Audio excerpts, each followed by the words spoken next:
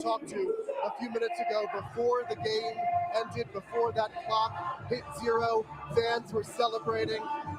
We'll get that sound for you, but as you see, they're up there, they're on the bars, they're dancing, they're celebrating.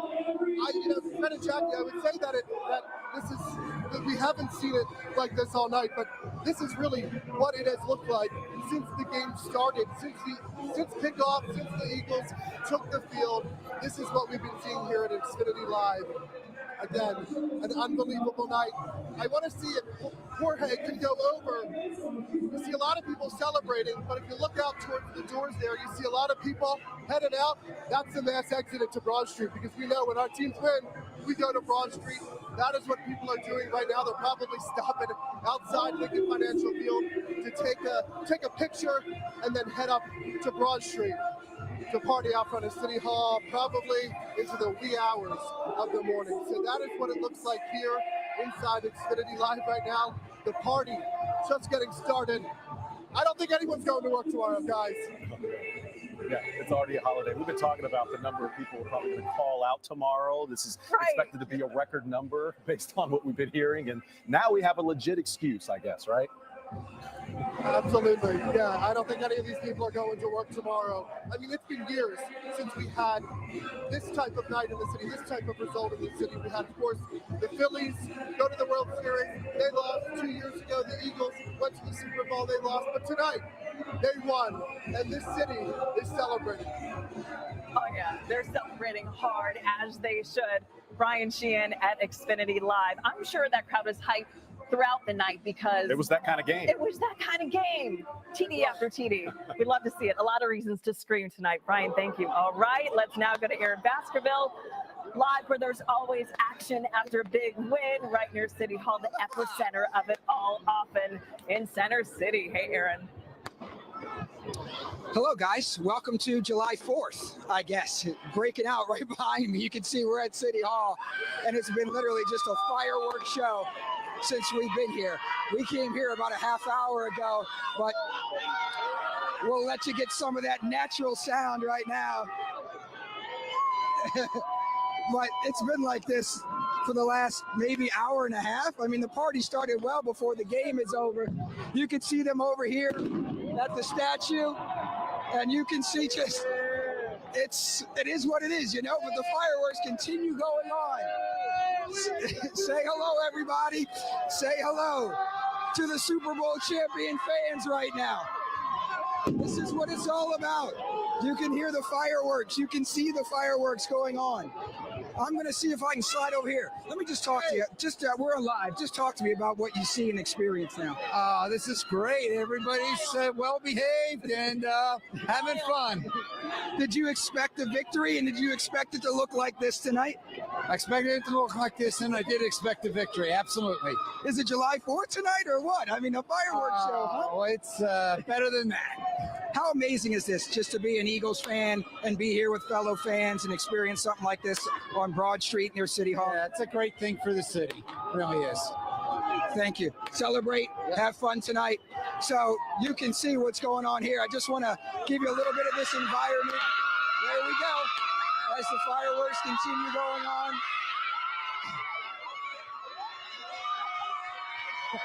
I think they're excited.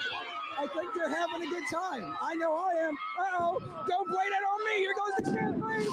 Here goes the champagne. Oh, there goes the champagne. Yeah, I had to get out the way. Oh, Jackie and Fred, I don't know if you remember, but in 2018, as soon as I stepped out the door, I got sprayed all over with the champagne. So I had to avoid that there, but everybody's having a good time. They're celebrating. The fireworks continue to go off. There we go. Man, Aaron. Oh, there's one of those fireworks right there. Back to you guys in the studio. Be careful. Yeah, Aaron getting a champagne shower as if you were in the locker room like one of the Eagles. And they say that champagne can sting your eyes, so be careful out there. You saw the barrier there. They've got the barriers up along the street there, and fans using the barriers to shoot those fireworks off. Right. Man. Those crowds trying to get some camera time too, so we're going to move on and let Aaron's scene calmed down a little bit, but let's go to Johnny Archer high above with that bird's eye view, as we've been referring to all day. Good to be a little elevated when the crowd is like it is. You're right above Broad Street, Johnny Archer. Oh, absolutely. Yeah. So we're at the Cambria Hotel at Broad and Locust, and we have that bird's eye view. And I'll tell you what, we're out of the line of fire from the champagne like Aaron Baskerville there, but we do have that bird's eye view of all the fans flowing and flooding Broad Street right now. You can see the sea of green, just the passion, the heartache that we took to get here.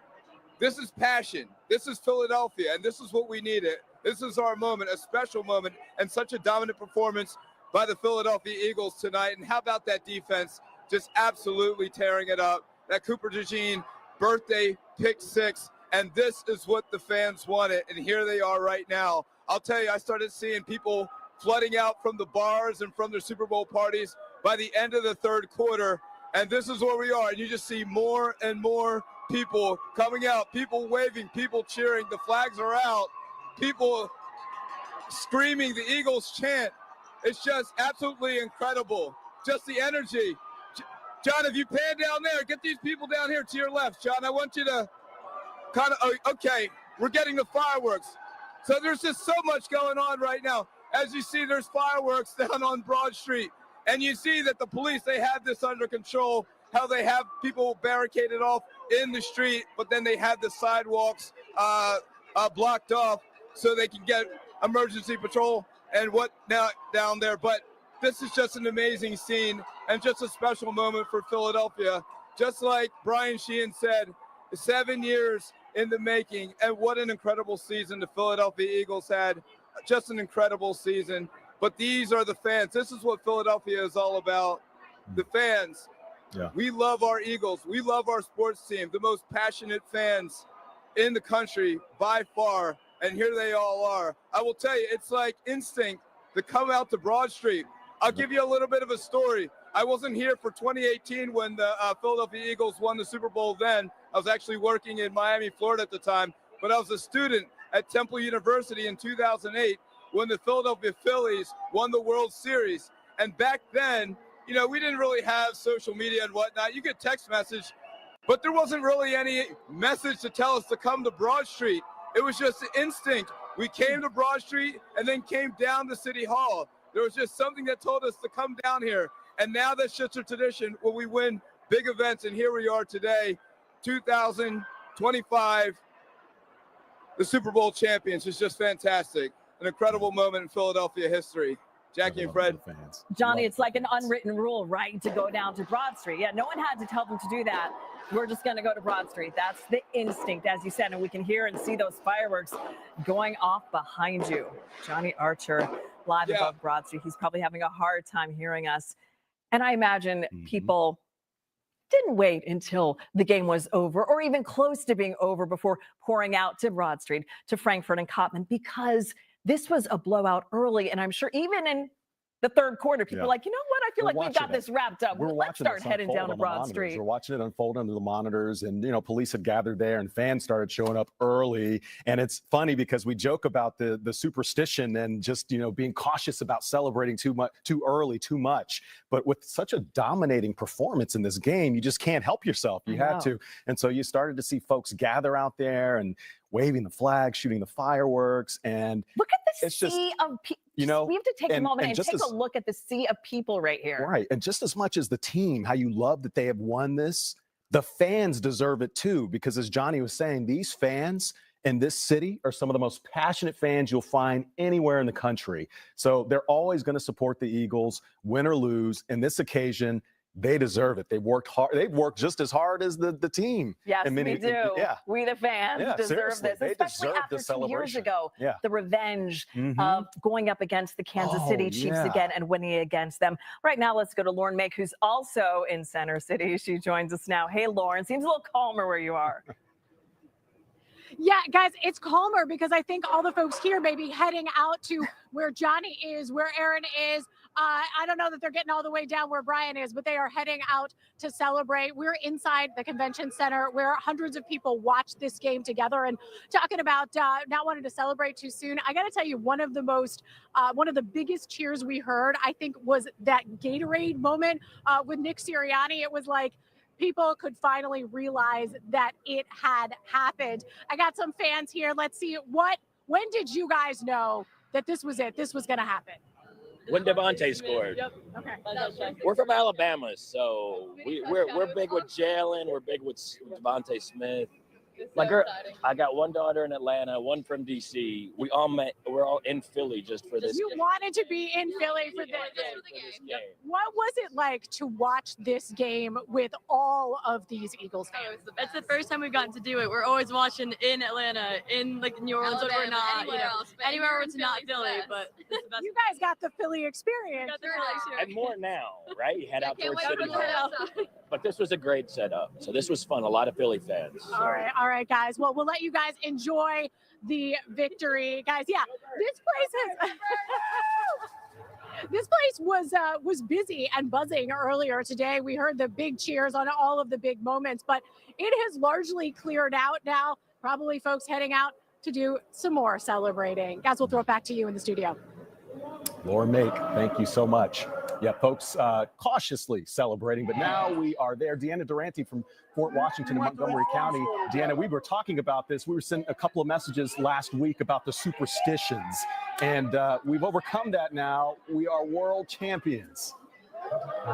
Let me tell you something. I haven't worn this little ensemble here since 2018. I saved it for tonight, and I pulled it out. I was a little worried I wasn't going to be able to find my old Dawkins jersey here, but I was not going to mess with the mojo and screw this up for our Eagles. Now, I've got some fans here. People have been partying here all night long in the Berks in Fort Washington.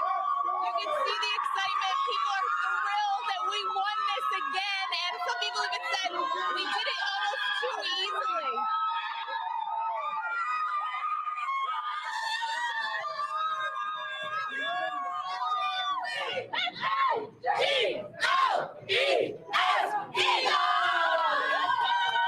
Sela, I've been watching you all night. You've been cheering this team on. You live in Orland. You didn't travel far. Talk to me about what this means to you. I'm a diehard Eagles fan. I bleed green.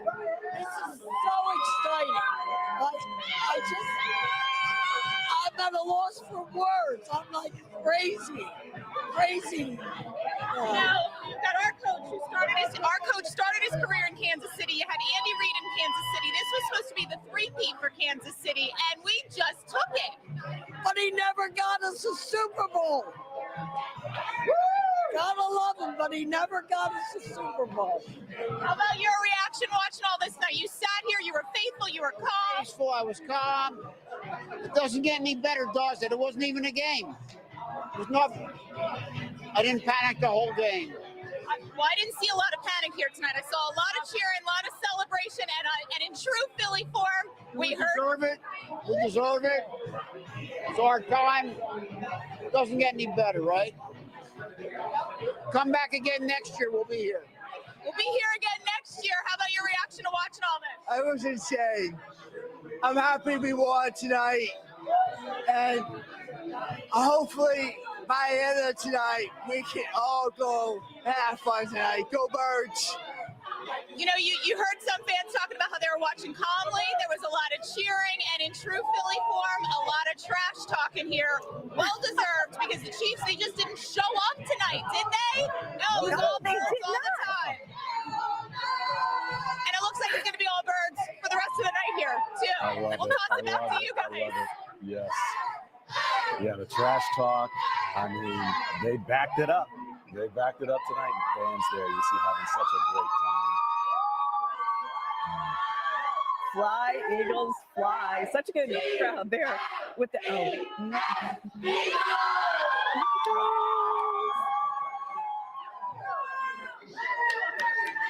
Such a good scene there with Deanna Durante. All right, let's go to Siobhan McGurl, who's at Rally House in Marlton. People were scrambling to get merch before this game, and they're really going to be scrambling to get merch now with shirts and sweatshirts that said Super Bowl champions, the Philadelphia Eagles. Hey, Siobhan. Hey, check it out. It is official. Super Bowl champions. I have some really cool fans here with me. How you guys feeling? Good. Yeah, can I get an E? Hey, G-L-E-S, Eagles! You guys rock. What an electric night. Check it out. The line started forming here at 9:45. The table, people are absolutely swarming the area. There's t-shirts. We have these really cool little pendants over here. There's blankets. Here, come walk with me this way. Guys, thank you so much. You guys rock. Bring in the energy. Look in here. People are scrambling to get, they said 5 items only because they know that these are in high demand right now. People just super pumped to be out here right now. Man, we're here. We're live on NBC 10. How are you feeling? Eagles are Super Bowl champions. Feeling great. Why come out tonight? Want to get the merch to wear. You work tomorrow? Yeah, I'm a teacher. So you gotta show it off then, Yep, right? exactly, Our Eagles are Super Bowl champions. Yep. Incredible. Woo. How about you, ma'am? Why come out tonight?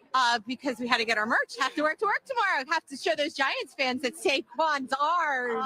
Waste no time. Rub it in. Oh my gosh. How you feeling, sir? A lot better. Just got out of the hospital just in time for the Super Bowl. Oh my gosh. Wow. Yeah, not even kidding. Jeez. That's How do you describe the energy watching that game? undescribable.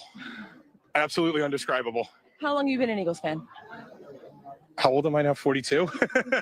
Lifelong. You know that sports are the heartbeat of the city. This is more, what does it mean to you? Huge. Huge. I haven't seen I've got to watch 4 of the 5 Super Bowls, and the Eagles have won 2 of them. Incredible. Show off that shirt. What do you got here? Show it off. Got a incredible. Fly Eagles Fly. Eagles Fly. We got the blankets, Super Bowl champions, incredible amount of gear. And it's so fun. People just keep on pouring and let me see that. For the W. We're got the W. Got the W. We love to see it. I gotta go Birds. Go Birds. Go Birds. Gotta check this out. Look over this way.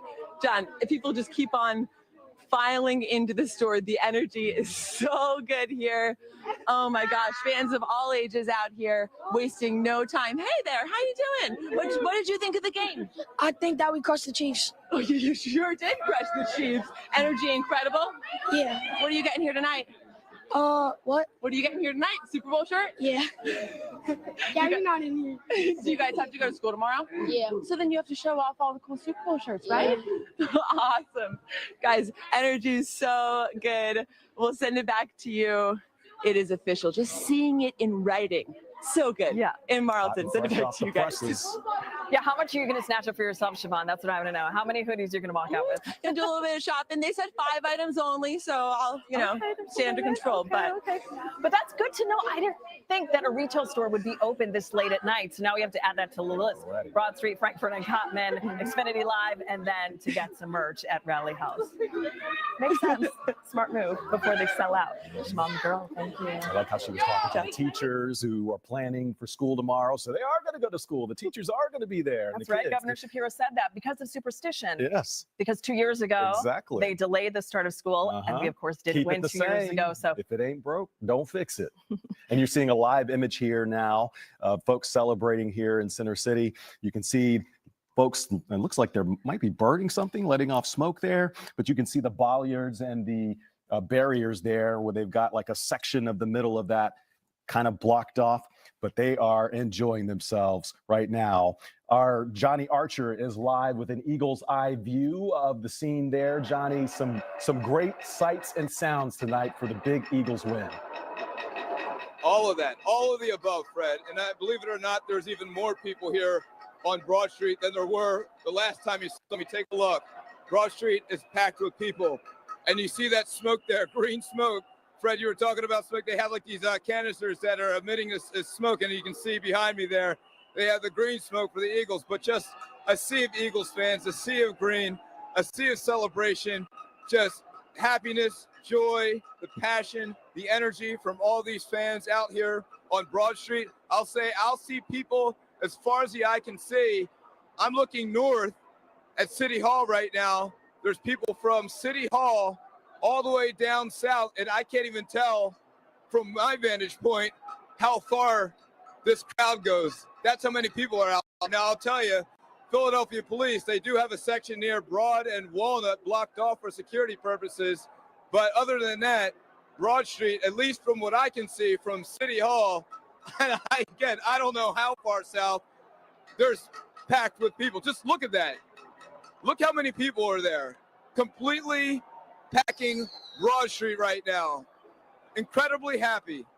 The joy, the celebration, the passion, all out here on Broad Street for the Philadelphia Eagles, who had just such a dominant performance tonight and just an incredible season.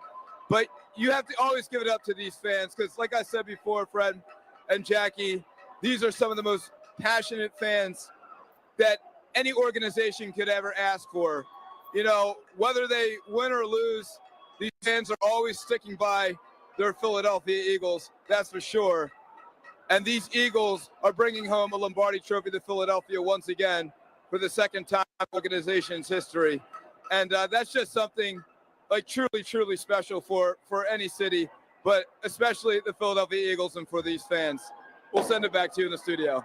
And Johnny, from what we can see, it looks like it's a safe celebration so far. We've, of course, seen fireworks going off, but we heard Mayor Sherrell Parker imploring people to be safe because of the tragedy that happened a few weeks ago with the winning of the NFC Championship. But so far, it looks as though these are really safe celebrations. You know, everything, for the most part, I mean, you're seeing people setting off fireworks, but, you know, everything seems to be, you know, pretty in order. You know, there's nobody, from what I can see, climbing any light poles or anything like that, or setting off any fires other than the fireworks. You know, everything seems pretty in order. So it's for right now, everything is good. We'll send it back to you. I actually just lost my IFB, so I'll send it back to you in the studio. No problem, Johnny. Thank you for that. At Cambria, high above Broad Street. Right now, let's go to Aaron Baskerville down below on Broad Street. Think of it. Yes, he is. Hey, Aaron. Where's Waldo? Where is Waldo? I'm right here, Johnny, in the crowd. Just, you know, me leaning up against the fence, hanging out with about 40,000 of my closest friends. You know, no big deal. But, yeah, the party continues down here. I don't know. It's hard to see through the sea of people over here, but there you go. That's what they want. And they got it.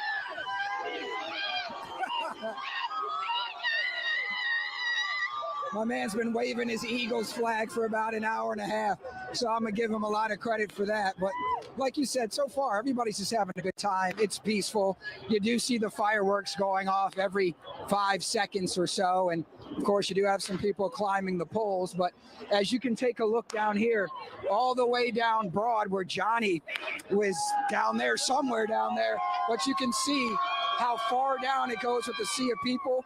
I don't know if you can see, but you can also see a whole bunch of people standing on top of the garbage trucks as well. I'm going to see if I can navigate to someone who could talk to me normally.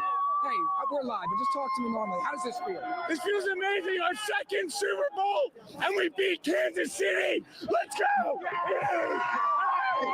There you go. ES Eagles! So that's about what you hear all day long. Let me see this. What is this for? What is this for?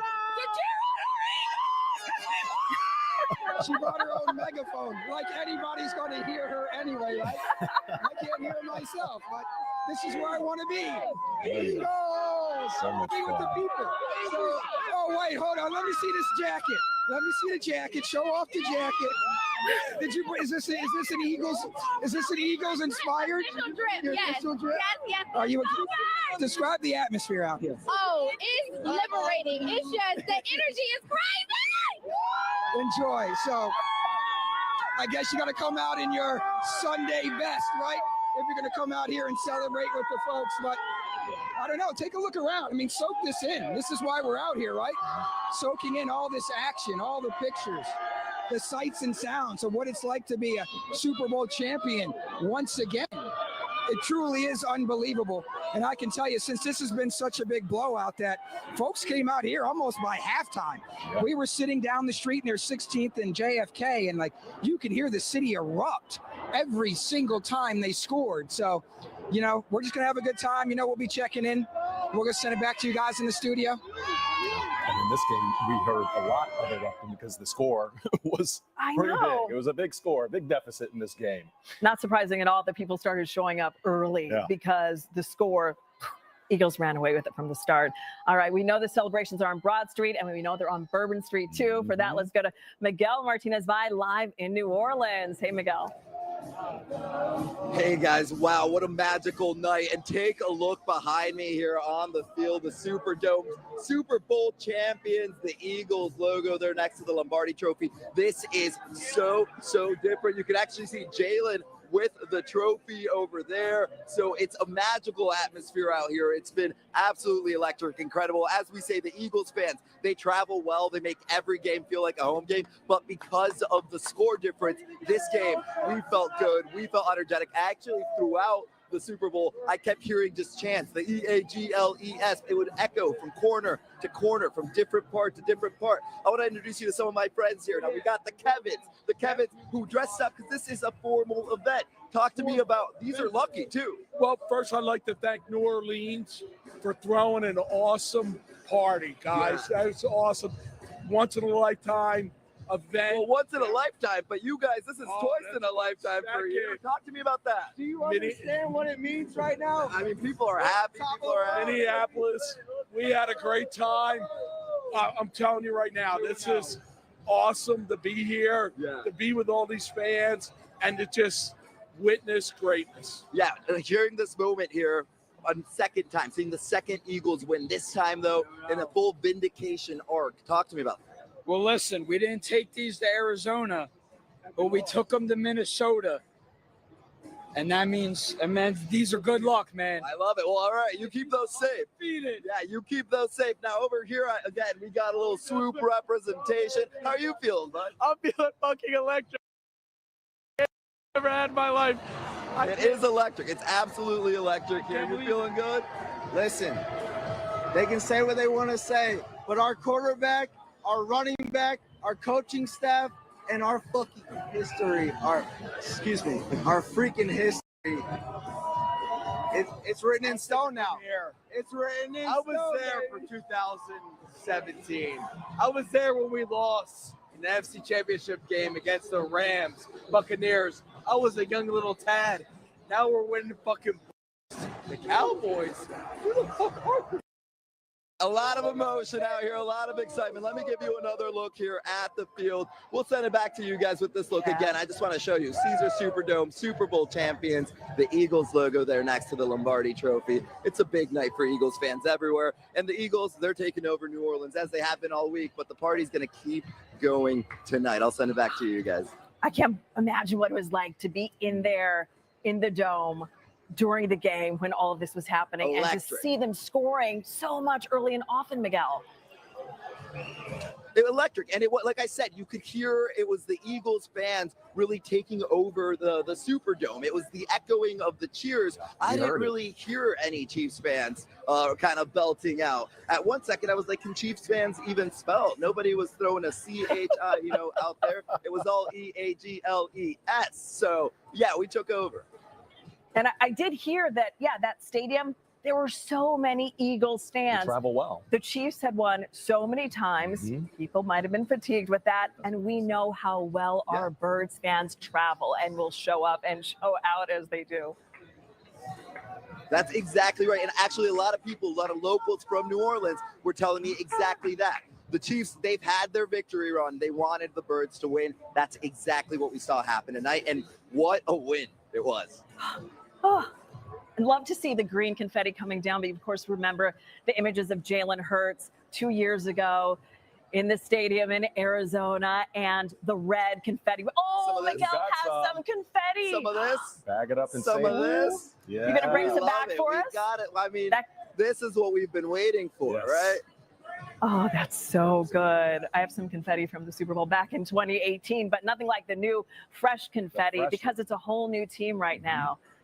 Good to see. That was smart for Miguel to speak that up. It's a great feeling out here, guys. All right, Miguel, thank you. Now here we have the owner of the Eagles, Jeffrey Lorie, holding up that Lombardi Trophy, celebrating the Eagles' second Super Bowl win. What a party! What a time, and what a great job he's done, an awesome job he's done with this team this season, making some key pickups with Saquon Barkley and making some really slick moves to pick up Cooper DeJean, and what a big difference that made. But he has been so smart with this team and so worthy of this celebration. And there you see Jaylen Hurts holding up that trophy. Jaylen Hurts MVP. And the MVP as well. Love to see that for MVP him. performance. Yeah, he deserves it because, he doesn't get enough credit, nearly enough credit. Not at all, and for he should. how superb he's played this season. His record's been unbelievable. His record is unimpeachable at this point, right? That's no right. dispute. He is the Super Bowl MVP. And Jaylen has always been so focused and stoic throughout all of it because he was thinking about the end game. Yeah. He wasn't just satisfied with one win after the other with the NFC Championship. He's like, we still have more work to do. And they're celebrating that right now. Let's listen in to the Nats of a radio call of the Eagles win. 5, 4, 3, 2, 1. It's over. The Philadelphia Eagles have won Super Bowl 59. They have beaten the Kansas City. Look how cool he looks. Still, they just won the game, and he is still stoic. He was I saw him on the sidelines with about 2 minutes to go in that game, and he looked the same, still laser focused until the final moments of that game. I bet it would be different in the locker room. Oh yeah, right. We've seen the video. Champagne flowing, and love to hear Merrill Reese say that. Mm-hmm. Nothing like his iconic voice to say the Eagles now Super Bowl champions. All right, let's go to Tim Furlong, who I know is beyond over the moon. Look at you, surrounded by all that green confetti. I hope you did some snow angels in that, Tim. I know they won't let me out to past that white line, the 5-yard line, which is such garbage. I'm thinking at some point, this lady over here is going to stop being so nasty to me, and she's going to let us go. I think once everything calms down a little bit, we'll be able to go out there, and I'm going to pick up a bunch of confetti. But that lady right there, she's my nemesis. This lady, she ain't so nice, that lady in the yellow jacket right there. But she's doing her job, and I respect that. But it is a magical night. You heard Miguel say it. And by the way, Merrill Reese is the absolute voice of my childhood. I can remember him back in the 80s. Greg Garrity split to the near side. Merrill Reese is a legend, and to hear that call, I didn't get to hear that call tonight. So to hear that call from here in New Orleans, that makes it even better because it's just such a magical moment. If you remember, Jackie, we were on TV back in Arizona in the end zone. I remember one of our anchors, I think it was Keith Jones, said, Tim, they've had a good season. They gave it the best. And I wasn't having it. I was furious because they didn't win and they should have won that game a couple years ago.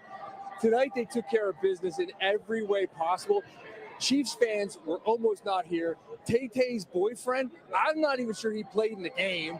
Mahomes was swallowed up. I've never seen anybody get in Mahomes' head like this defense did. And if you had Jalen Carter running at you, I think you'd get in your head too. But it was just a magical moment. Now, just to give you a little rundown of how this all works here. In Minnesota, we were allowed to walk all over the field and just go up to players. Now they're locking us down on our little spots. So we can not really go get players per se. We have to kind of wait till they come to us. But it's hard to show you. But down the row, across behind my Telemundo friend here, Jaime, Coach Sirianni was over there.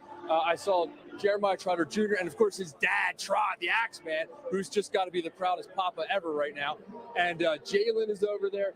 Big Dom. We saw Lane Johnson walk a little while ago. So everywhere you go, there's Eagles players, and it's just everybody's so sort of chill. During the season, they can't let down their guard, and they're very, especially guys like Jaylen, they don't want to say too much. And I'm going to throw myself at the mercy of the court on this one. Jaylen, I think a lot of people picked on Jaylen because he does not always throw to the spots. He's not the Tom Brady defense reader, but he's a winner. The guy's just a winner. And now 2 Super Bowls, guys. I mean, come on. I mean, that's insane. I mean, 2 Super Bowls. Think of how we think of Nick Foles. There's a statue to Nick Foles. And now Jaylen has 2 Super Bowls and 1 win. And this defense, by the way, the defense, Vic Fangio, you could argue that they're the MVP because if you don't shut down Patrick Mahomes, maybe possibly on the verge of being the GOAT, if you can't shut him down, Jaylen and the offense don't have the room to do it. The other thing I want to say, Saquon. Somebody said, Saquon didn't get as many yards. The threat of Saquon tonight won the game for the offense. The threat of Saquon, they were scared. The Chiefs were scared to death they're cheating up to play Saquon because they're afraid of letting him bust the big play. So that meant linebackers cheat up, and that meant the guys like A.J. Brown, Devontae Smith, Dallas Scott, they all had more room to work. That's how football's supposed to work. And it was just so exciting to see how that all came through. I'm just trying to scan the area to see if there's anybody we can sort of snag. Not at this moment, but all you people that have been emailing me and texting me about getting you confetti, I will do my best. I have a big trash bag. But again, once I get past the 5-yard line, I need a tush push. My photographer, Jason's, he's going to tush push me past that lady so I can go out in that field right there. There's so much confetti there with my name on it. So I'm going to get it for our viewers and my family and friends that are asking for it. So what are we going to say, guys? I'm sorry to interrupt. Don't forget about your boy here on the set here back in Philadelphia. I won't forget. Yeah, and by the way, I've had so many people from different places you've worked saying, Kevin Holmes, some of your friends from Raleigh. I have people coming up to me all the time going, say hi to Fred, say hi to Fred, say hi to Fred. So lots of people saying hi to you. We'll talk off the air about that, though. But yeah, it's great. It's super exciting, guys. Appreciate you, yes. So much excitement out there where Tim is, and confetti falling, and a lot of credit going to the complete team, the defense putting on a clinic. Oh, my gosh. Right? Yeah. The entire Eagles team is so strong. Like he said, the Chiefs were so focused on containing Saquon, but we have a lot of other weapons. Saquon's amazing, but we had A.J. Brown and Cooper DeJean, who scored on his birthday. Right now, you're looking at the celebrations on Broad Street. A sea of people continues to be so thick. After the NFC Championship win, I actually went out on Broad Street, and it was the thickest I'd ever seen. And every time the Eagles win, I step out there, but this is even thicker than that. Yeah, yeah. You can tell. And the big concern, you know, I mean, there was a big safety concern during that celebration for the NFC a couple of weeks ago, Spring Garden. There was, you know, a driver who ran through the crowd. You had that tragedy on the pole from the Temple student and someone shooting bullets in the air. But this seems to be going well right now. All of the celebrants are happy, they're celebrating, they're friendly, and the police seem to have a handle on this, at least at the moment, according to what we're looking at here. But I mean, just a great time tonight with this celebration. Fans are celebrating, Eagles are celebrating in a big way. Yeah. Cooper DeJean scored on his birthday. Today is his birthday. It was also Saquon Barkley's birthday. Good. What a huge TD for him. The first ever in his NFL career for Cooper DeJean. Yeah. Hailing from the University of Iowa. Let's listen to him on the field after the win. I don't even know what to think. It's crazy. Just happy to be here. Happy to be a part of this team. We got a lot of great players. What about, rookie year Super Bowl? Tell me about that. How crazy is that? Wow. Just happy to be here. Happy to be a part of this team. It's awesome. What were you thinking when you picked that off? Take it back to the house. Score. How cool is this? Is this a dream come true? Yeah, dream come true. Dream come true. It's awesome. It's awesome. And you remember how excited he was when they won that NFC Championship and they were going to the Super Bowl. It was like, Super Bowl, first season, rookie season. Here we go. I mean, And what? now you're a winner. Look at this rookie career for him. All right now let's go to Johnny Archer, again, live along Broad Street. Of course, we've been warning people, and so is the city, about climbing poles. We unfortunately are seeing that despite the dangers. Johnny, I know you're a little elevated above Broad Street. Yeah, so we're on the balcony at the Cambria Hotel at Broad and Locust, and as you can see, Jackie and Fred, people are not listening to the city. They are climbing the poles now, climbing the trees. We have two gentlemen on top of the newsstand here drinking the beer. And, obviously saw from the NFC Championship that gentleman passed away after falling from the light pole. So we don't want to see something like that happen again. But as you can see, people are not heeding the warning and not being cautious and not celebrating in a safe way. Seeing a couple people climb that same light pole there. Obviously a very dangerous situation, and as we saw from the last time, a deadly situation. I will say about 15 minutes ago, Philadelphia police got on the PA system and asked the people to start dispersing from Broad Street. But as you can see, people really aren't listening. Here, you can hear them on the PA system right now. They're asking pedestrians to disperse the area off of Broad Street. They started doing that about 15 minutes ago, but there are thousands upon thousands of people still out on Broad Street. Fred and Jackie. Johnny Archer, thank you. More coverage of Super Bowl championship Philadelphia Eagles next on NBC 10 News at 11. NBC 10 breaking news.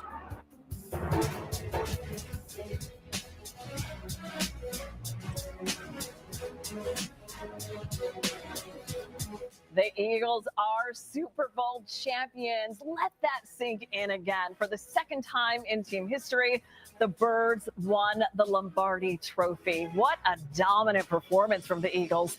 A 24-0 lead at halftime, a final score 40-22. The party hopping along Broad Street, City Hall, and all across the Delaware Valley. Thank you for joining us on this exciting night in Philadelphia and the region. I'm Jacqueline London. And I'm Fred Shropshire. Revenge is sweet, isn't it? It really is. It really is. Yeah, the Eagles crushed the Chiefs and win Super Bowl 59. Sky Force 10 live over the massive crowd celebrating in the streets. Streets have been blocked throughout the day in anticipation of an Eagles victory, which they got. Yeah, for once, there was no doubt about it, at least on this victory, from Northeast Philadelphia to Center City and all the way down Broad Street to South Street. 3rd and 16. Mahomes rolling out. Looking, firing, intercepted. Picked up by Cooper DeJean. Gets a block.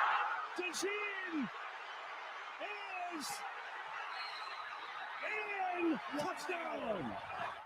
And you can't talk about this game without talking about Cooper, right? Happy birthday, by the way, to Cooper DeJean. The rookie turned 22 years old and made the biggest play of his career. Coop with the pick six you just saw there to give the Birds a 17-point lead in the second quarter. Crazy. I don't even know what to think. It's crazy. Just happy to be here. Happy to be a part of this team. We got a lot of great players. Take that, three-peat. Patrick Mahomes' expression said it all. Oh, yeah, a little pout from Patrick. He was not alone. Travis Kelce just can't believe it. Look at him grabbing his head. What is going on? A blank space by the tight end on the reception column. He had 0 catches in the first half for the first time in his career. Yeah, he's shocked. The Eagles scored 40 points, but the defense put on one of the best performances in Super Bowl history. It was a whole sack attack. 6 sacks on Patrick Mahomes. Yeah, take that. A clinic around here. Yeah, NBC 10 is the official TV station of the Eagles, and we have live coverage from New Orleans to all across the region here. I mean, just a huge celebration when you look at Broad Street and everywhere in between. Let's start near Center City, near City Hall, with Aaron Baskerville, who was just basking in the glow and the celebration. And looks like, what's happening right there, Aaron? Not in the right position here. Guys, I just wanted to show you. Yeah, they have taken down 2 poles. Wow. That's a light post right there, you can see. And they have been carrying it through the crowd over here and just kind of carrying it around. Kind of like how after you win a game in college and you take down the goalposts, and you know you've heard them do that, but obviously this is a live picture that you can see. I mean, this is, for the most part, I mean, like I'm saying, people have been peaceful. They've been in a very good mood, but just in the last 5 minutes, they've started to take down the light posts, and as you can see, they are parading it down Broad Street towards the other end. But you know, it's been great. I mean, it's been peaceful. People have been normal and enjoying what it should be when you win a Super Bowl in the city. And just quickly, how you feel tonight? I was on 6 last week. Now I'm on 10 this week. How do you feel? I want to cry right now. I'm not gonna lie. It's the best feeling since 2017. Like, just go Birds, man. Just keep it going. And what about the scene here with so many fans out here enjoying themselves? It's crazy. Like, they just took 2 street signs down. I don't know how they did it. But they took 2 street signs down. They might take down another one. I don't know. They're working on it. I appreciate you. So, you know, we're kind of hunkered down over here, kind of to give you an example of where we are. We're at City Hall, Broad over here. And, you know, for the most part, it's been great. There's been a lot of go Birds. Of course, as I've said earlier, it's kind of like July 4th out here with the amount of fireworks that continue to go off. But they continue parading around that light post. Unfortunately, folks aren't heeding the mayor's call to stay off of them as people continue to climb them. Hopefully they get down from them safely. But also as well, if you look down, that's the view down Broad the other way. You can see a whole bunch of people standing on top of what are garbage trucks that help kind of control the crowd somewhat. But you can just see that sea, that mass of people, Eagles fans, as far as the eye can see, probably farther down there, way past where Johnny is at the hotel on his balcony. But let's be honest, it's kind of hard to describe exactly what's going on. But there's a lot of excitement. Hey, look over here. Show over there. As you can see over there, I don't know if you can see, there's people holding flares up there. There's been music playing. There's been fireworks over there as well. So there's another gathering of folks. We know the unofficial theme song for the team, Blow the Whistle. We've heard that 1,000 times as well out here. People coming out here with their own speakers and stuff. But as you can see also, there's a lot of officers surrounding the area here. They're behind the blockade over here. But I don't know if you can hear that. I'm hearing a large rumbling sound, almost like, sounds like a motorcycle or something like that coming, which we haven't heard before. So I don't know if somehow, some way a motorcycle got over there, but which they're bringing them in, it looks like. So if you can see over there, you can see where the officers now is trying to kind of move some folks the opposite way. So obviously this is a new development over there, but yeah, people are going to continue to hang out and have a good time. Let's send it back to you guys. All right, Aaron Baskerville live there in Center City. We want to go now to NBC 10's Lauren Mayk. Lauren, we just saw people tearing down street signs where Aaron was, and you have a lot of law enforcement where you are now. What are you seeing and hearing right now?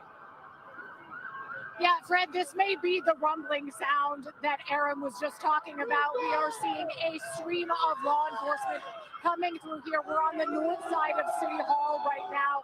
There has been a motorcycle contingent, both Pennsylvania Highway Patrol, Philadelphia Police, and also some of the suburban agencies as well, who we knew were sending in help for the Philadelphia Police. So that's what we are seeing cutting through this area. You also see a long string of police vehicles. So we've seen the motorcycles, they came first, then the vehicles that are coming here, and there's still quite a string of them. I can't even see the end of it down here, heading down there. What they are doing right now is they're sort of cutting through the crowd that has gathered on the north side of City Hall. There are gates towards the other building over here, and there was sort of a space anyway, the way people were gathering, but they are just cutting right through that. We haven't seen them telling people to move at this point in terms of telling people to go home, but certainly this is preventing people from being all clustered together. It's sort of cutting them in half. It's not exactly clear where they are heading at this point, but there are a lot of them certainly out here, though. Happy fans who are celebrating as well. They wanted to come out here and be part of this celebration. They are part of this celebration, but law enforcement here as well to try to keep a handle on things. Right here, this is the Highway Patrol from the Philadelphia Police. And as we said, multiple agencies here. That's the sound, I think, that Aaron was hearing from across the way. Guys, you can see they're sort of stopped right now, but there is a long, long line of them to come. Guys, back to you. It's important for them to try to disperse that crowd or eliminate what we saw with Aaron Baskerville's live shot and a pole coming down, creating a very dangerous situation where potential harm could come. Lauren Mayk getting a lot of new friends, Yes. courtesy of our camera and light, which always attracts attention. Lauren Mayk on the north side of City Hall in Center City. Police trying to break up the crowds that are still arriving. Yeah, they look pretty happy out there, but as you said, they can bring harm by bringing things down. Let's go now to Johnny Archer, who is live along Broad Street with a bird's eye view. Johnny, I know you're seeing a lot of these police officers move in from your vantage point. Yeah, so about 15 minutes ago, Fred, over the public announcement system, the Philadelphia Police started to ask people, or not ask, ordered people to disperse off Broad Street. But as you can see, people are not listening. There's still thousands of people in the middle of Broad Street, obviously in a celebratory mood. But as you can see from our vantage point, from the balcony of the Cambria Hotel at Broad and Locust, there are people that have been climbing trees. As you see in the video right here, there was actually 2 people on that light post right next to it, or that street lamp right next to it. And then to the right of that, gentlemen, there's a guy standing on a newsstand. So we all know what happened during the NFC Championship. Unfortunately, that Temple University student passed away after falling when he fell off the light post. So very dangerous situation there. But for the majority of people, things have been fine, and everybody is in a happy mood, after winning the Super Bowl. But I think you're going to start to see the Philadelphia police start to move in and start to disperse some of these people off of Broad Street. I will say, where you're looking right now, it is a little bit more clear. We're seeing pockets of the actual street starting to open up. About 15, 20 minutes ago, this was just a sea of green and Philadelphia Eagles fans. But as you can see, there's still a lot of people out here. But, this is a special moment in Philadelphia history. Winning the Super Bowl is quite an achievement, and this means something truly, truly special for Philadelphia Eagles fans. Like I said before, Fred and Jackie, this is probably the most passionate and loyal fan base of any organization, not just in the country, but probably in the world. One of the most loyal fan bases that any sports organization could ask for. These fans are with the team through thick and thin, but this team just had such a dominant season this year. And then to cap it off, the Super Bowl was just a dominant performance against the Kansas City Chiefs. And you have to give it up to the defense as well. They just had an incredible, incredible game tonight. But here we are. We're out here on Broad Street, just like typical fashion, any big sporting event win. We are out here, and I shared that story before about when I was a student at Temple University in 2008, when the Philadelphia Phillies won the World Series. There was just something that naturally, instinctively told us to come to Broad Street and down to City Hall, and now that's just tradition. And here we are, out on Broad Street, celebrating Super Bowl 59, world champions, the Philadelphia Eagles. We'll send it back to you in the studio.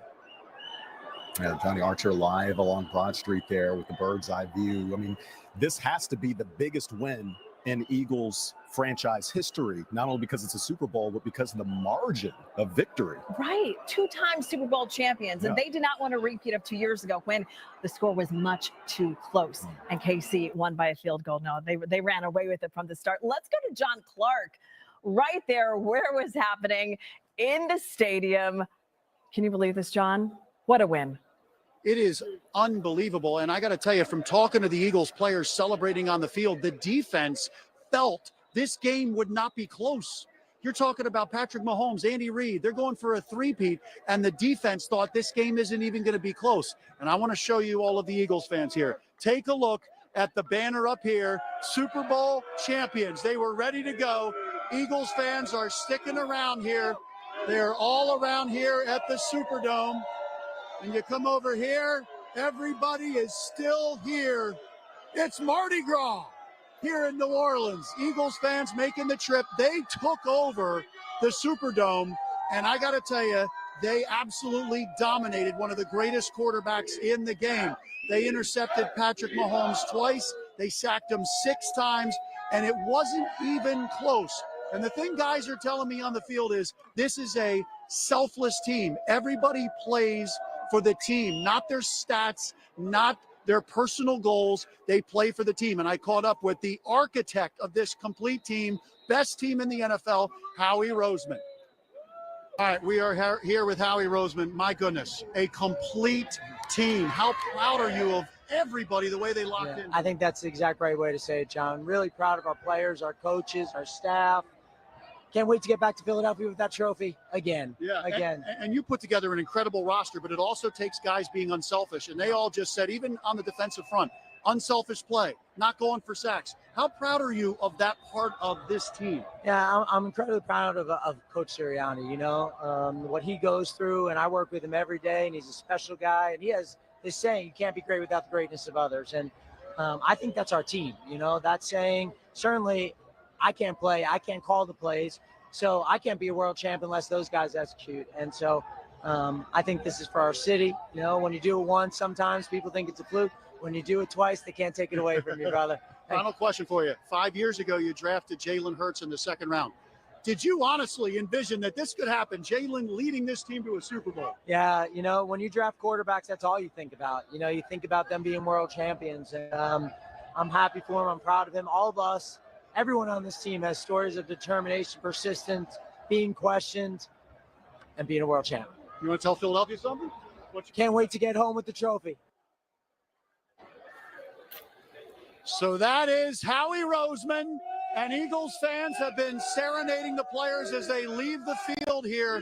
And this is pretty incredible historically for the Eagles to win a second Super Bowl. There's 4 players on this Eagles team: Lane Johnson, Brandon Graham, Jake Elliott, and Rick Lovato, who become the first Philly pro athletes in 50 years since the Flyers in the 70s to win multiple championships. So now the Eagles are one of 15 franchises in the NFL with 2 or more Super Bowls. And this roster is one of the best we have seen. A totally complete roster. And Jaylen Hurts showed all of the doubters that he is one of the elite quarterbacks. And now he is a part of Super Bowl history and NFL history. And of course, even after the Eagles win their second Super Bowl, they're doing Dallas Stinks chants. That is the Philadelphia fan. And they took over the Superdome here. And we're bringing the trophy back to Philadelphia. There's going to be a parade on Broad Street, maybe Wednesday, maybe Thursday, maybe Friday, but probably Thursday. The parade is coming to Broad Street. Back to you. I love it for those guys. I love it for those guys on the roster, right? And John, Jaylen has had a screensaver on his phone of a picture from 2 years ago when he was walking off the field after they lost with the red and yellow confetti coming down. And he still had that screensaver on his phone. Motivation. And you were there in Arizona, John, 2 years ago when that red confetti was coming down. So yeah, they were pushing for a different vibe this year. And boy, did they get it. Absolutely. Absolutely. And Dallas Goedert told me, all of them, especially him, he did not want to feel that pain again. Walking off that field, knowing you could have won the Super Bowl. And this team was on a mission.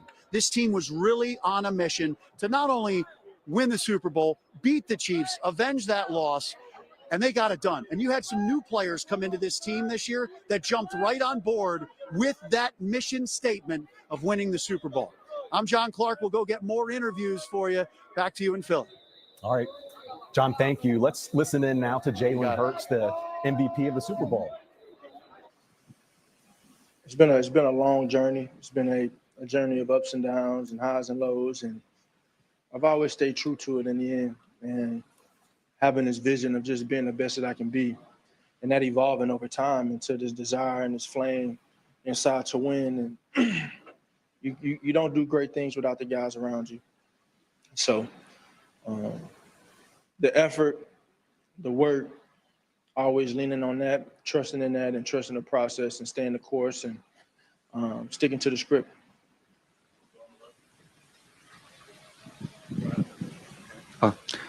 Hey, Jaylen. Congrats on the win. Thank you. You became only now the 4th quarterback in NFL history to lose their first Super Bowl and then go on to win one. There's been at least 30 guys in their career who haven't managed to do that. I think that speaks to your mental toughness. And obviously, even the first Super Bowl, you still played great.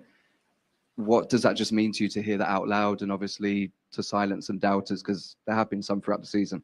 Everything comes with it, you know, and I've always found a thrill in any doubt and any questioning and any opinions. It's always been something that I've embraced, and I don't want it to change now.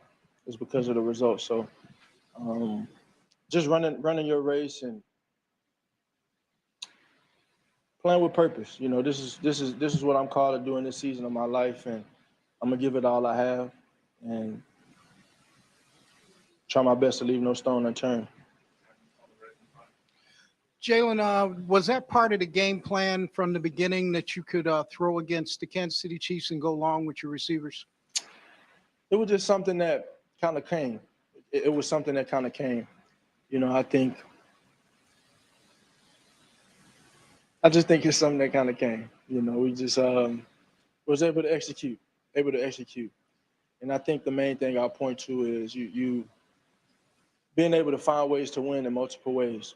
You know, we've been able to be dominant on the ground, and we've been able to be efficient in the pass game and do what needs to be done when it needs to be done. You know, and I think over the course of our year, you guys have heard me say, just because we don't doesn't mean we can't. And when you hear a statement like that, I think it always comes down to what is your mission? Why are you doing this? I'm doing it to win. You know, I do it to win. This team approaches it just to do the same thing, and that's what it's about. You know, I'm not going to look back at anything and remember anything that someone said about me or an opinion that was had. I'm going to think about the championships that we won. Jaylen, was there a moment in that game when it kind of becomes like, I'm over here. Let's make a statement here. Like, we're doing this to one of the best teams, best franchises in recent memory? No. No. No. It's about us. It's about us and how we approach things. And it's never getting too high, never getting too low, and just processing it. You know, you got to be able to use these experiences that you've had in the past because they're all formative for the future. And I think we've been able to do that. I think we've been able to do that. So I give a lot of credit too, man. I think just from a chemistry standpoint, that all those Georgia guys and all the familiarity we have on our team, how the defense plays, they've had that continuity for a very long time. And so I think they've been able to carry that on from Georgia to Philly. And honestly, the same thing on offense, being able to build off of prior relationships and be all in on this one thing, you know. And I know Saquon's new to the bunch, but we've all watched him play throughout his college career. We've always known the type of player he is, the best back of our time. And let's put it all together. Put it all together. Hey, Jaylen, David Andrade with Tico Sport. We saw you having a moment with your family after the win. What does it mean to them having this big win for you? We'll see. I mean, I know everyone's excited. Everyone has been there along the journey too. You know, everyone's been there along the journey. I think it's been a ride. It's been a fun ride, and I've embraced every step. I took great pride in never backing down from a challenge. Always turning my negatives into positives, turning my weaknesses and making them my strengths. And it's taking great effort and determination to evolve my game over time and just continue to grow and improve. And I know my family's been there every step of the way. Jaylen, Andrew Greenstein of Louisiana Radio Network. In college, the first time you played for the College Football Playoff Championship, or the BCS Championship, I should say, you lost that game. You were benched in the game that Alabama won. You went to the Super Bowl 2 years ago. You didn't come out on top then. You finally come out on top now. Just talk about the perseverance. You were talking about your ups and downs earlier in this press conference. The perseverance now that you have finally made it to the top of the mountain. It's not normal. So it's been a very unprecedented journey, and the journey's, you know, it's always the beginning until it's the end. And I think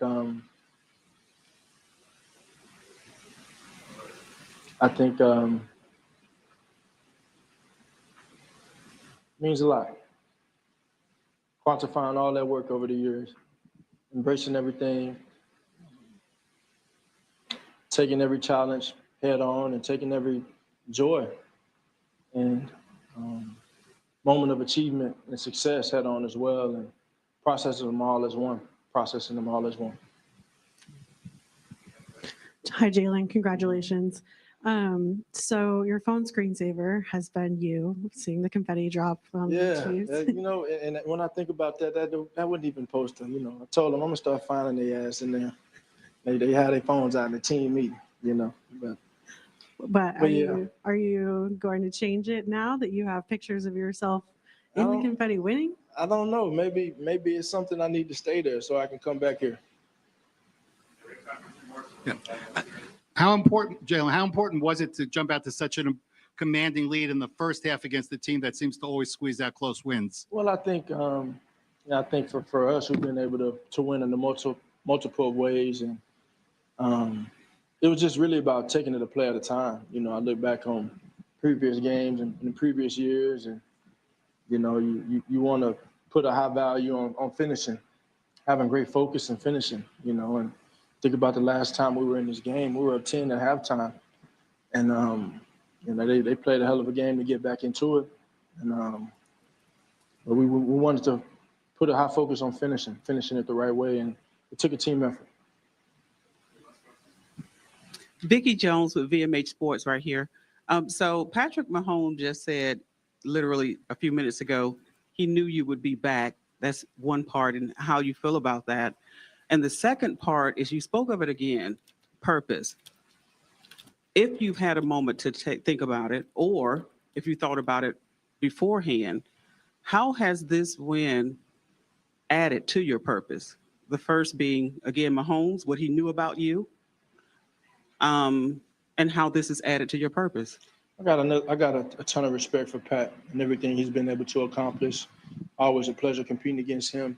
Utmost respect to him, and I think in the end, you know, things come right on time. And you know, the last time around, it wasn't our time. It wasn't my time. And sometimes you have to accept that you have to wait your turn. You know, and dealing with all the, you know, everything that came with the last Super Bowl is, you still kind of leave it empty a little bit, because as great as a performance was, it wasn't enough to win. And I think going through those emotions and processing those things and processing that experience lit a great flame in me and enhanced my desire to win significantly. And so, ton of respect for Pat, ton of respect for the process and what it takes, because all I can think about is all the work and the purpose never changes. I think you know, your values never change. You know, I think in the end it comes down to how people look at you. I'm gonna always be the same guy. You know, and I was telling someone earlier, I'm that same kid that. You're just listening into Jaylen Hurts MVP and his first Super Bowl. Let's go to the locker room live right now. You see BG, Brandon Graham. Who knew that he would be able to play today in the Super Bowl after suffering that because we know when that champagne starts to pop, the eyes start to burn. What a celebration there. The Eagles in the locker room celebrating their second Super Bowl win in franchise history. And they are worthy of a celebration in that locker room. They've worked so hard, a complete team effort. The defense dominating, getting in the head, obviously, of Patrick Mahomes, who will go down as one of the greats, if not the greatest quarterback, at least at this point. You heard during that news conference, he knew Jaylen would be back after losing to him in that first go-around back in 2023, and how, you know, the purpose really doesn't change for him. He keeps the same mentality with never getting too high, never getting too low. You saw his temperament throughout that news conference. He is still consistently in his skin, in the moment, but he did crack a smile when he was asked about his family. You saw him crack a smile, saying that his family has helped him turn those negatives into positives, and helped him every step of the way. He cracked a smile, but he also got a little emotional. You could hear in Jaylen Hurts' voice. He paused a lot, and we never see that from him. Jaylen saying was a burning desire to win. So definitely touched by this moment, as he should be. John Clark in the locker room now with the team. Hey, John. Hey, Clinton Covey, please let Philadelphia know what it's like in this locker room right now, celebrating the Super Bowl. You can't even hear. I'm telling you, there's nothing better than celebrating with people you love. You feel the brotherhood. This team was unique. I'm just so proud of them, all of us. It feels, I didn't even play, and I feel like we accomplished the There's Jake Elliott with some champagne. What makes this team so special? Yeah, I've never had a team truly care for each other. And when you care for each other that much, you go the extra mile. You go the extra mile, baby. How locked in was this team going into the Super Bowl? We didn't let any emotion get to us. We focus because Lane told us, focus on execution. Let that drive the emotion, not the other way around. And I really think that was the difference. We just locked in so much, and now we can enjoy freely. So, what do you want to tell Philadelphia about this plane ride back and what you're bringing to Broad Street? oh my gosh, I'm so excited. My wife is 9 months pregnant, so I got to go home and hopefully have a baby first and then come out of the parade. But just thank you. We love you. We appreciate everything. Seriously, it felt like a home game again today, like always. Congratulations to you and enjoy this. Thank you, Britton. Appreciate it. It is a wild scene here in the Eagles locker room. And there is the Lombardi Trophy right over there. Let's try to sneak in and see if we can see it. Here it is. Hold on, it's going to go in the air. There's the Lombardi Trophy. Here it comes. There is the Lombardi Trophy right in the middle of the locker room. And they're passing it around. They each have an opportunity to hold that Lombardi Trophy. There's a lot of beer and champagne on it, so I don't know if you want to kiss it, but the Lombardi Trophy is being shared by the Eagles players. A lot of pictures with that Lombardi Trophy. And you saw the joy from Britton Covey. We've got A.J. Brown and some of the Eagles right here dancing, and they've worked their to win the Super Bowl and hoist the Lombardi Trophy. And I got to tell you, you heard some of the guys talk about how unselfish this team is. There's so much talent on this team, but it takes unselfish players to completely come together and win as a team. There's Cooper DeJean with the Lombardi. He had the biggest play in the game. The Eagles were up 10-0, but the Chiefs had the ball, and Cooper DeJean had his first interception in the NFL, taking it to the house. A.J. Brown with the Lombardi Trophy and a big bottle of some very expensive champagne. I don't even know what it's called, but A.J. Brown has worked so hard for this moment. There's Howie Roseman next to him with a cigar, dancing. Oh, yeah. On live, Howie Roseman dancing with A.J. Brown. How special is this? And I'm going to see if Lane Johnson will talk to us in 1 second. There is the owner, Jeffrey Lorie, with the Lombardi Trophy, his second one. And Jeffrey Lorie's got some moves. There it is. How special is that? The owner is dancing here with his players, and he's getting down. He's got some moves. Jeffrey Lorie says he is obsessed with winning Super Bowls, and there is the Lombardi Trophy in the victorious Eagles locker room. An amazing scene in here. You know, I thought the Phillies had some good celebrations. This is right up there with the Phillies celebrating their World Series in 2008. Let me see if I could ask Jeffrey Lorie. All right, Jeffrey, just to let you know, we are live. We are live back in Philadelphia. They were very impressed with your moves. Give us an idea of the joy that you had getting a second Super Bowl and bringing it back to the people of Philadelphia. The best fans in the world, and our players, our whole staff is unbelievable. Howie, Nick, everybody's so unselfish. However, the biggest joy is delivering another world championship to Philadelphia and Eagles fans around the globe. It's unbelievable, and they deserve it. You're one of the few owners in NFL history to win multiple Super Bowls with different quarterbacks, different coaches. Tell me about the job that Howie Roseman did with you building this complete roster. You know, I think Howie, we all have a vision of what it takes. Howie executes at an unbelievable level.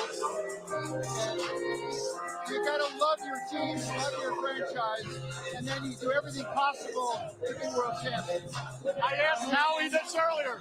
When you drafted Jaylen Hurts, could you have pictured this moment, Super Bowl? Absolutely. We were obsessed with getting Jaylen. We saw his potential,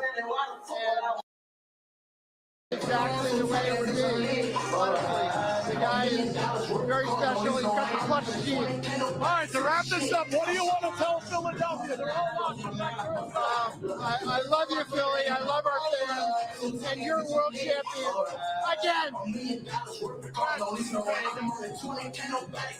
Well, is having so much fun right now. They may party till the parade. They may party till the parade. I'll send it back to you so I can start the hearing it. Right. Where are your goggles, John? I feel like I need to see you with some goggles on because we know that champagne can burn the eyes. We always know how lit the locker room is by how wet he is, how much champagne he has. I learned my lesson. That is C.J. Gardner-Johnson. J. Gardner-Johnson right there. What a story he is. He went to the Super Bowl with the Eagles 2 years ago. He didn't get over the hump, and then he left for Detroit.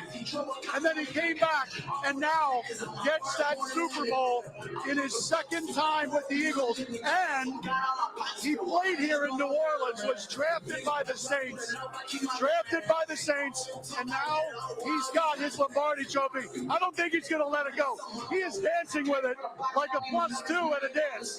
+1, actually, but there it is, the Lombardi trophy. And these guys are like little kids passing this trophy around. They dream of this when they're playing in the backyard with their friends. And then for the Philadelphia Eagles and some of the injured players like Ben Van Sumeren right now kissing the Lombardi trophy. He was lost for the season with an injury, but he is here with them and giving everything that he has. Hey Ben, can we ask you a quick question? Ernie, come on over here real quick. How incredible is this team? Nick Sirianni spoke about wanting everybody to still be involved, even if you're injured. Hey, it means everything to me. I gave my body to this team. I love this team. I love Philadelphia. And to be a part of this is incredible. All I want is just to run it back next year, be healthy, do my thing. But this is amazing. And how about the unselfishness of this Eagles team? Everybody's unselfish. I've never been around a team with this chemistry. Everybody's connected. Everybody loves one another, and I'm just so happy for this team. Congratulations. Thank you very much. All right. Should I send it back to you, or you want to hang here in the locker room? All right, we're going to send it back to you. We'll be back with more fun in the locker room. John having fun in the locker room. We'll definitely check in with him again. Think about Saquon Barkley and Cooper DeJean. This is their birthday, and this is how they're celebrating. How awesome is that? What an incredible birthday celebration. Yeah. Redemption indeed. Right now, let's go to Deanna Durante in Fort Washington, Montgomery County. You know, Deanna, over the last few weeks, I've heard you talk about for the fans who grew up here in the 70s, 80s, 90s, early 2000s, it was tough.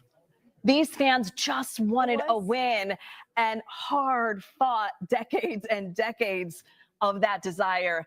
And now tonight,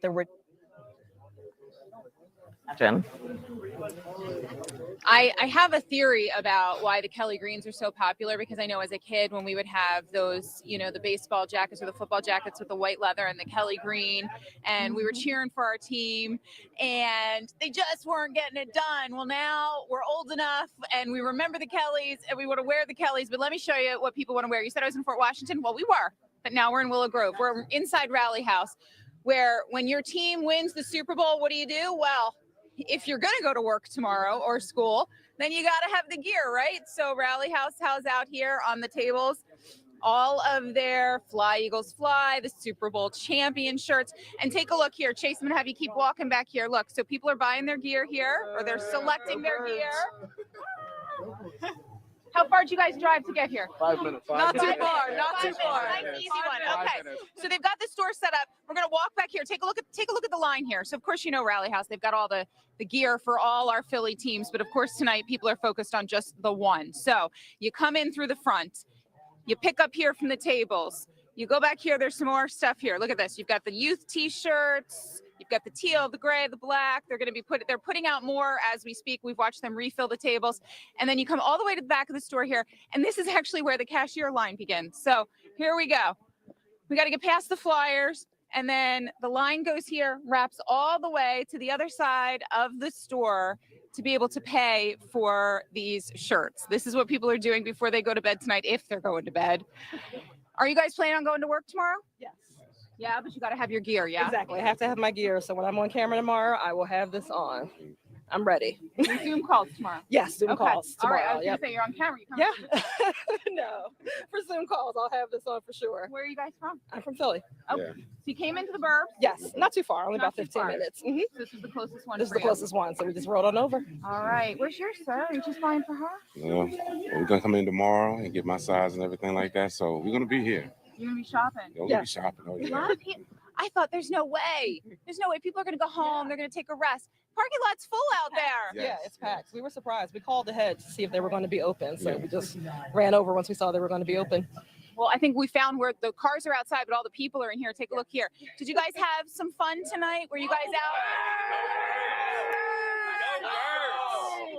All right, you can see people need to have that gear for their Zoom calls, their school and office parties tomorrow. That's the very latest in Willow Grove.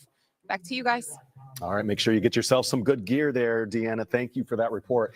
Always nice, too. I don't know, the line's a little too long. Oh, yeah. Oh, yeah. I keep hearing folks are going to work. They're going to work, they're going to Yeah, school, but that's they what will they're have saying their right they now. will have their t-shirts and their gear. They So might sleep in it tonight, right? yeah. Let's go to Shaira Arias in South Philadelphia. Ooh, surrounded by a lot of new friends. Hey, Shaira. Hi, Jacqueline. I got to tell you, these fans have been waiting for a while to be here with you guys and show you guys how much they've been celebrating. You guys are live. Go ahead.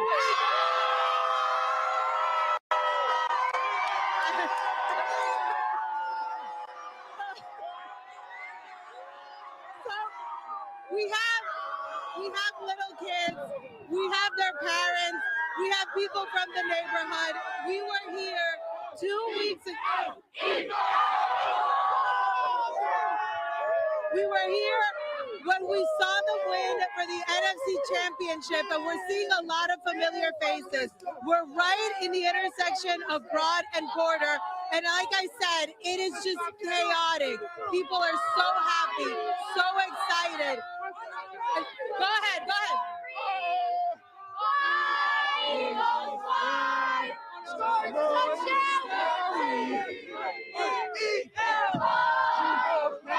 Let's talk to some of the folks. I'm going to move right over here because I'm telling you, everybody is just so happy. We've seen plenty of police presence. Nobody has been climbing up on poles. It's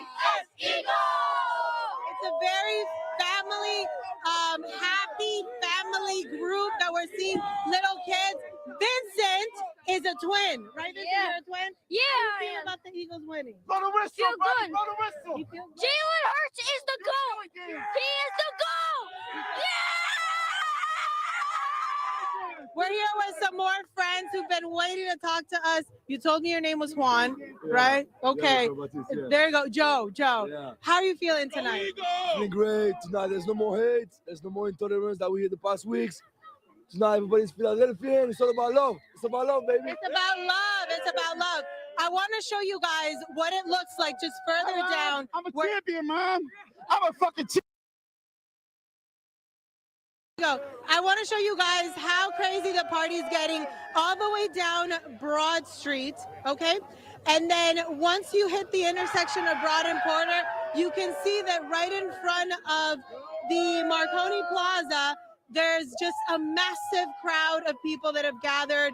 You know, right before the game was over, there weren't even that many people outside, but they just started to trickle out of their homes and started to party. We're seeing confetti on the floor. There's a lot of excitement, a lot of people moving up north to hit City Hall, but a lot of people also just partying right here in front of Marconi Plaza. For the meantime, I'm going to send it back to you guys in the studio. But as you can see, if you are a fan of the Phillies or you live in Philadelphia, you're not sleeping tonight, you're celebrating. No sleep tonight. All celebration, all good. And as one of the guys you interviewed said, nothing but love. Nothing but love in this celebration. Live in South Philly, thank you. Let's take a live picture now. This is over Frankfurt and Cottman here, and you can see a thick crowd there.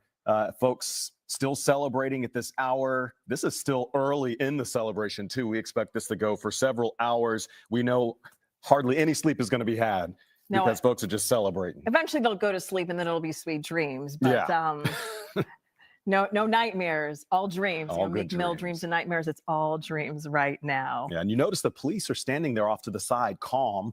They aren't really interfering or intervening at this point with the barrier there. We saw folks tearing signs down closer to City Hall. But from this vantage point, it seems pretty peaceful right now. We saw on the north side of City Hall that a lot of police cars were moving through the caravan to try to prevent any destruction and these massive crowds. Right now, we want to go to an interview that John Clark had with Brandon Graham. So good to see BG back from his tricep injury to play today in the Super Bowl. Let's listen to that. Brandon Graham, the performance of the defensive line. I don't think you blitzed one time and you got relentless pressure. Did you envision this? Yes. I mean, I knew we've been working all off season. We've been working every day. I'm about to come right now. I've been trying. But, man, I've just been enjoying the whole week. The guys were so focused. Everybody wanted it, and I'm so happy that we finally got there. To think about your story going through Tom Brady and Patrick Mahomes to win 2 Super Bowls. Man, how impressive is it? Hey, you got to go against the best in order for it to really count. Everybody can't take this away because we went against a guy that was going for a three-peat. He took one from us early the first time. This time around, we just made sure we was more focused than we was the last time. You have you and 3 others on this team. You're the first to win multiple championships in Philly in 50 years. How meaningful is that for you and the city? It's very meaningful because, shoot, them the only 2 that I ever got in my career, 2 championships, and Philly got 2. I'm glad we can do it together, and I can't wait to celebrate with y'all back at home, baby. ELGSE, or whatever she said. You know, that's what she said. But I'm going to say it right. EAGLES, Eagles! You're coming back, aren't you? Hey, let me tell you this. I ain't there yet, but just know, Philly, I'm about to celebrate crazy with y'all. Hey. Now when you misspell Eagles, you can blame the mayor, I guess? It's just an ode to Mayor Parker. Yeah, exactly. okay. That's all what right. that was.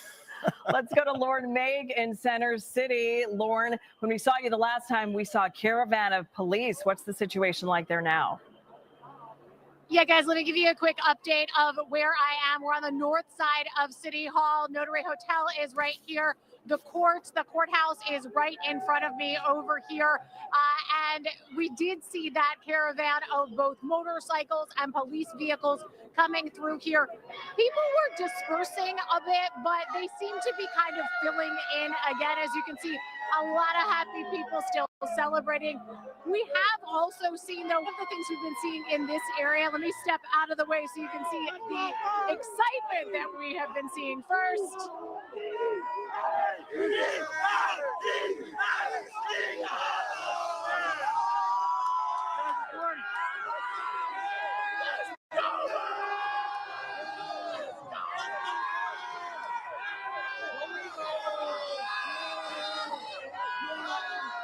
All right, guys, they are super excited and looking to celebrate for a little bit longer.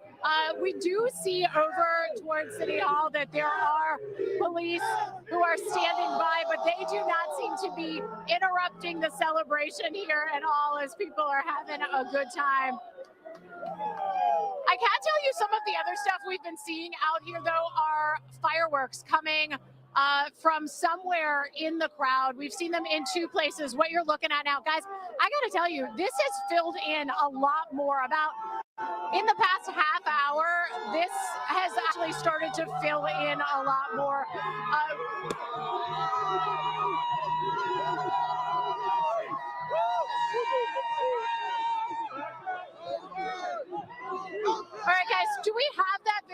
we showed, that we took a little bit earlier. I want to walk you through that.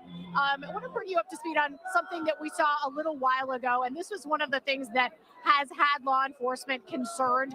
We actually saw people carrying a pole, a street pole, through the area here over alongside the courthouse. They were carrying it down the street.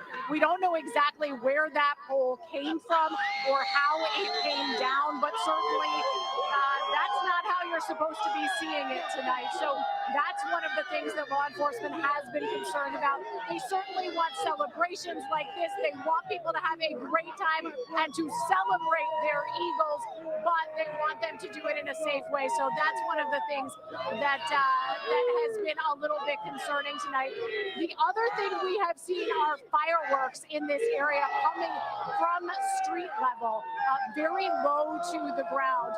As a matter of fact, if we can move you around a bit, we can show you some of the fireworks that we've been seeing across the way. I think we're blocked from showing you those right now.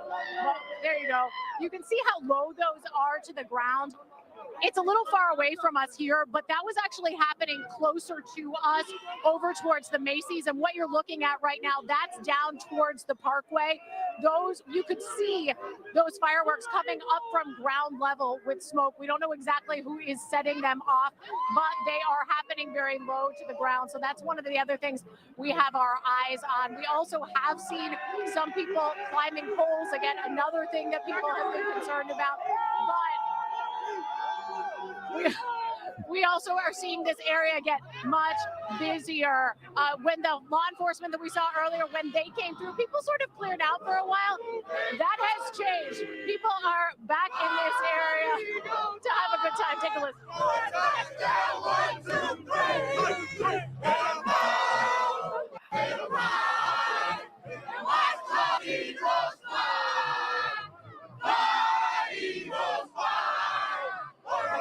To victory!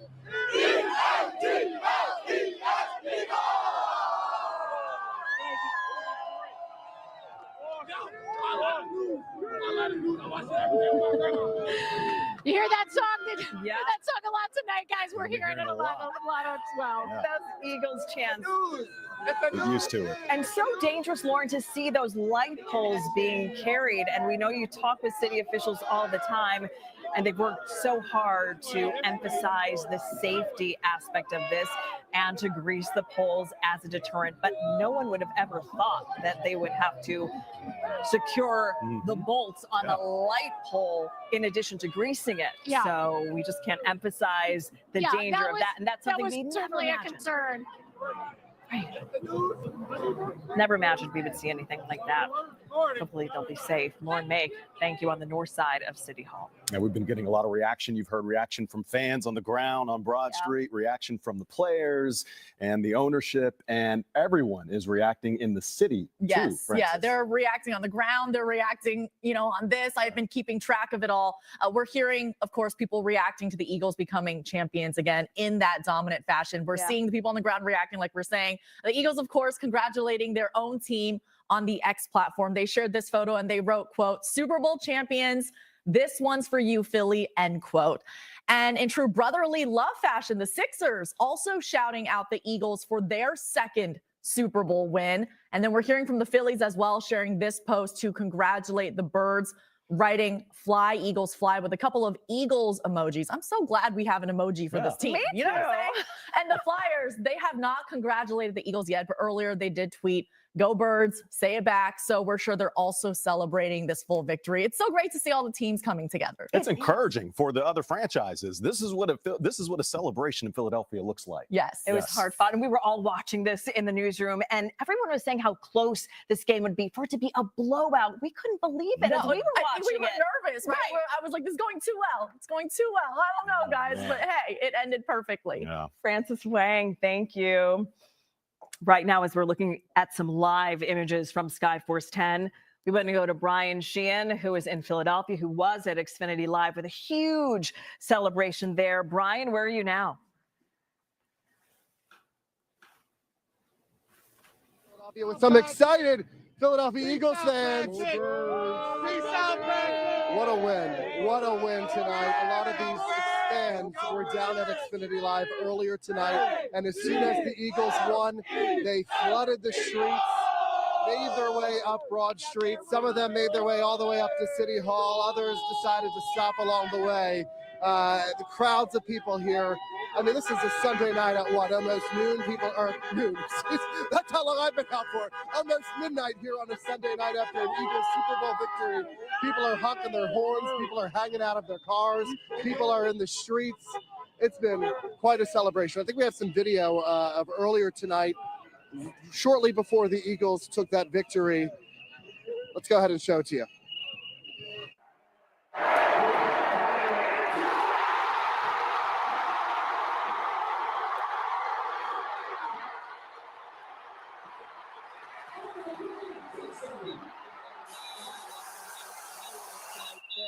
On their feet, the Birds held that lead, that gigantic lead, for the entire game. Go Birds is absolutely right. And of course, DeJean had that unbelievable pick six.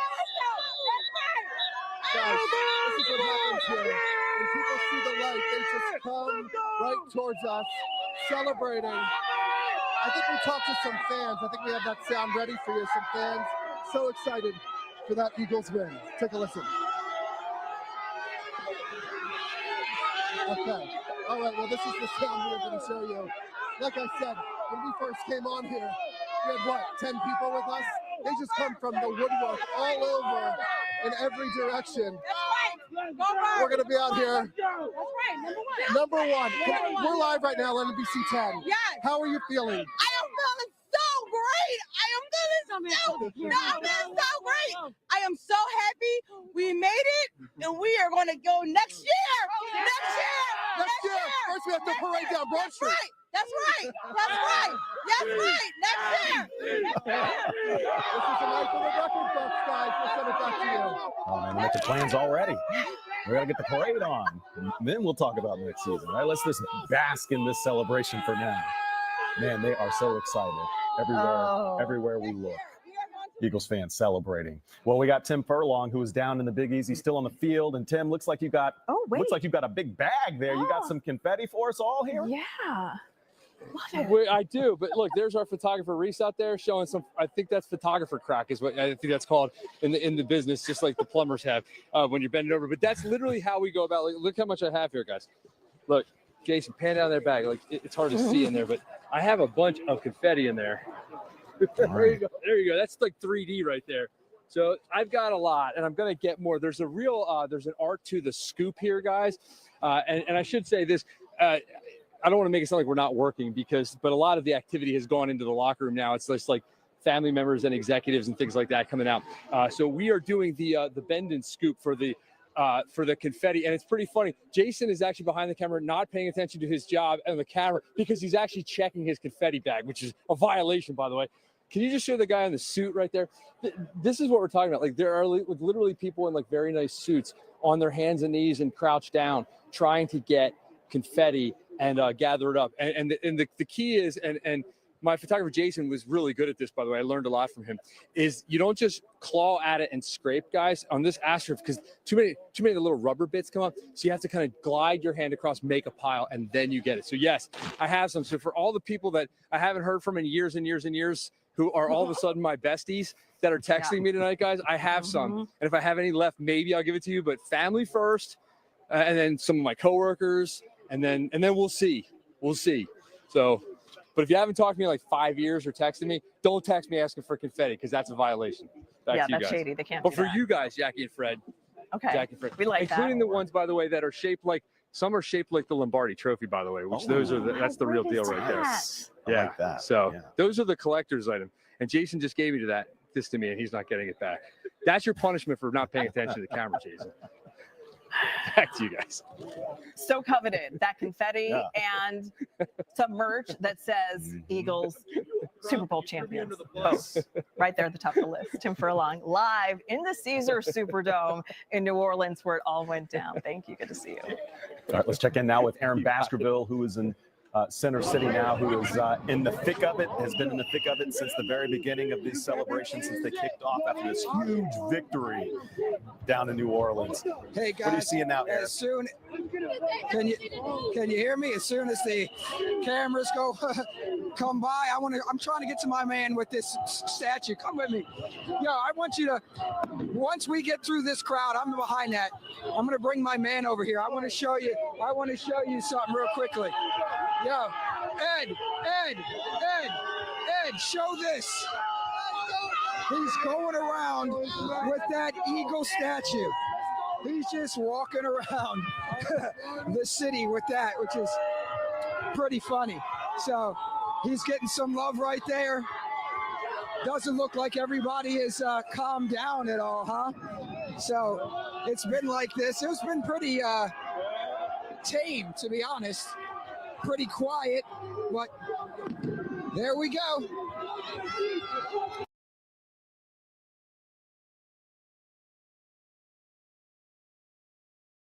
To the fence over here while they can have their FaceTime, but right now we are on the other side of City Hall near Broad Street. Yeah, I appreciate you, my guy. So we're on the other side of City Hall from where Lauren is at, and Ed's down there just kind of giving you a little bit of the flavor of what we've been seeing for the past, hour or so. But, there's just that excitement that comes with, of course, winning the second Super Bowl for the city of Philadelphia. And this has been the gathering spot. You can see him taking a shot of the officers over there. A whole line of officers made their way through where we were standing about an hour ago or so, kind of cleared a path and got here. I can tell you, I heard you guys talking earlier about the light pole. I can tell you that police at least confiscated at least one light pole from the folks that were carrying it around, and they put it over there with them by City Hall. So I can tell you that at least. The fireworks continue going on. The signs are still here as well. And, once the folks get that jumping in front of the camera out of their system, then they just leave me alone to talk to you guys. Once again, the fireworks. There you go. Happy July 4th for a little bit. Give you a little bit of fireworks show right there. And check out my man right there, Ed, walking through with the birds. It almost looks like he knit that himself. You didn't knit that yourself, did you? Yeah, you crocheted it? Yeah.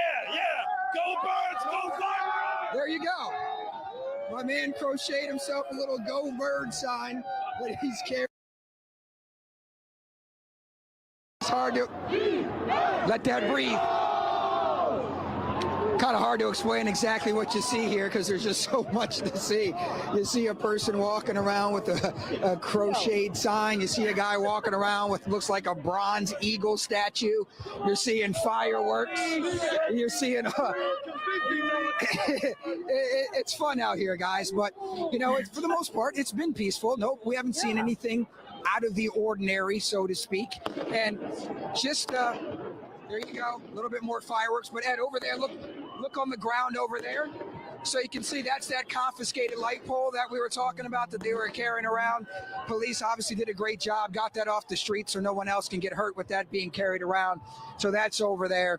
And they're just standing guard here. We haven't seen them go into the crowd at all. They haven't had to move people out of the way. So that's a good sign. And they've just been watching the fireworks show. Ed, walk through with me. See if we can walk through the crowd, trying to just kind of give you more of a flavor over here. My man's got, sorry, do you think you're in New Orleans? We're live. You think you're in New Orleans? You just walking around with the little mummers? Mummers parade? Mummers. So you just see them. They're walking around with the mummers umbrella. So we're just having a good time, kind of showing you what's going on here. This has been the main gathering spot for most of the night. And we'll send it back to you before it gets a little too out of control.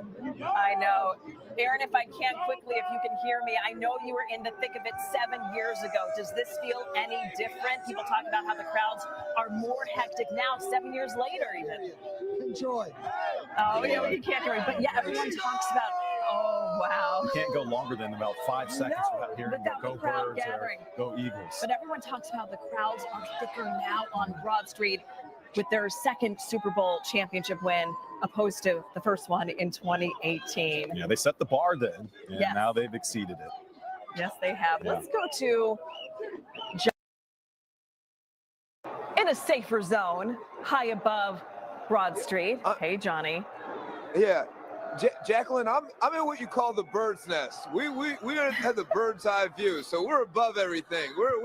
We're staying high above all this down here, where Aaron Baskerville was, getting sprayed on with the champagne and all that, and getting hit with light poles that are being walked by and whatnot. But we have the bird's eye view of Broad Street right now. I will say that Philadelphia police have been trying to ask people or telling people to clear out. You can see that people are starting to listen to them. Broad Street's starting to open up just a little bit. But as you can see, there are some intense fireworks out here that have been going off all night. And that's what we've been seeing, just people celebrating, having a good time, dancing, hugging, giving high fives, singing the fight song, saying the Eagles chant all night. It's just been a celebratory moment tonight and a big victory for not just the Philadelphia Eagles, but all of Philadelphia and these fans here that have supported the team throughout the season. But this is just a joyous moment, as you can see. I will say, earlier tonight, we saw some people climbing light poles, climbing some of the street lights, getting on top of the newspaper stands. Well, it seems like the Philadelphia police are not tolerating that anymore, because what we've noticed is when they see somebody begin to climb a pole or to climb on anything, police swarm in and grab them and pull them down. They're not tolerating that. But as we see, it's just a good time, a celebration here. People with their flags, people having a good time, people with their drinks. They got their beers, they got their liquor and whatever else, their adult beverages with them. But we've seen nothing but smiles and just people having a joyous time. I will say these fireworks have been going off all night, and these are some really very intense fireworks that people have out here. I don't know where they get their fireworks from, but these are the real deal fireworks. As Aaron was saying, it's like 4th of July. This is pretty much a holiday out here. You might as well call it a holiday. I don't know who's going into work tomorrow. I know I'll be at work tomorrow, but I'm sure a lot of people will be. A lot of people will be calling out tomorrow. The way they're partying right now, it seems like this party's not going to be stopping. Or as we say, this holiday's not going to stop anytime soon. We're just having a good time out here on Broad Street. But, yeah, Fred and Jackie, I'll be at work, I promise. We love to hear it. Yes. We need you here. An extended holiday weekend, though, for those folks out there. Like you said, I mean, I can't imagine, being out there that long, what they're going to look like for work tomorrow. But we saw an announcement, earlier go through the Philadelphia school district. Classes are on as normal. Absolutely. So the kids should be in school tomorrow, but we will see. We'll see if they'll be there. They and their parents are likely celebrating late tonight. Johnny Archer on Broad Street. Thank you. Right now, let's go to Lauren Mayk, who's closer to City Hall now in Center City with more. Hey, Lauren. Hey, Jacqueline and Fred. Yeah, we're out here on the north side of City Hall where people are still partying it up and having a good time celebrating the big Eagles win. Those fireworks that Johnny was just talking about, we have seen those in our area as well. They're pretty low to the ground. Not exactly sure where they are coming from. They are coming from somewhere at ground level. Take a look at the crowd out here. They are still having a good time. A little bit after midnight, we weren't sure how long police were going to let people stay out here and celebrate. But as you can see, they are still out here having a good time.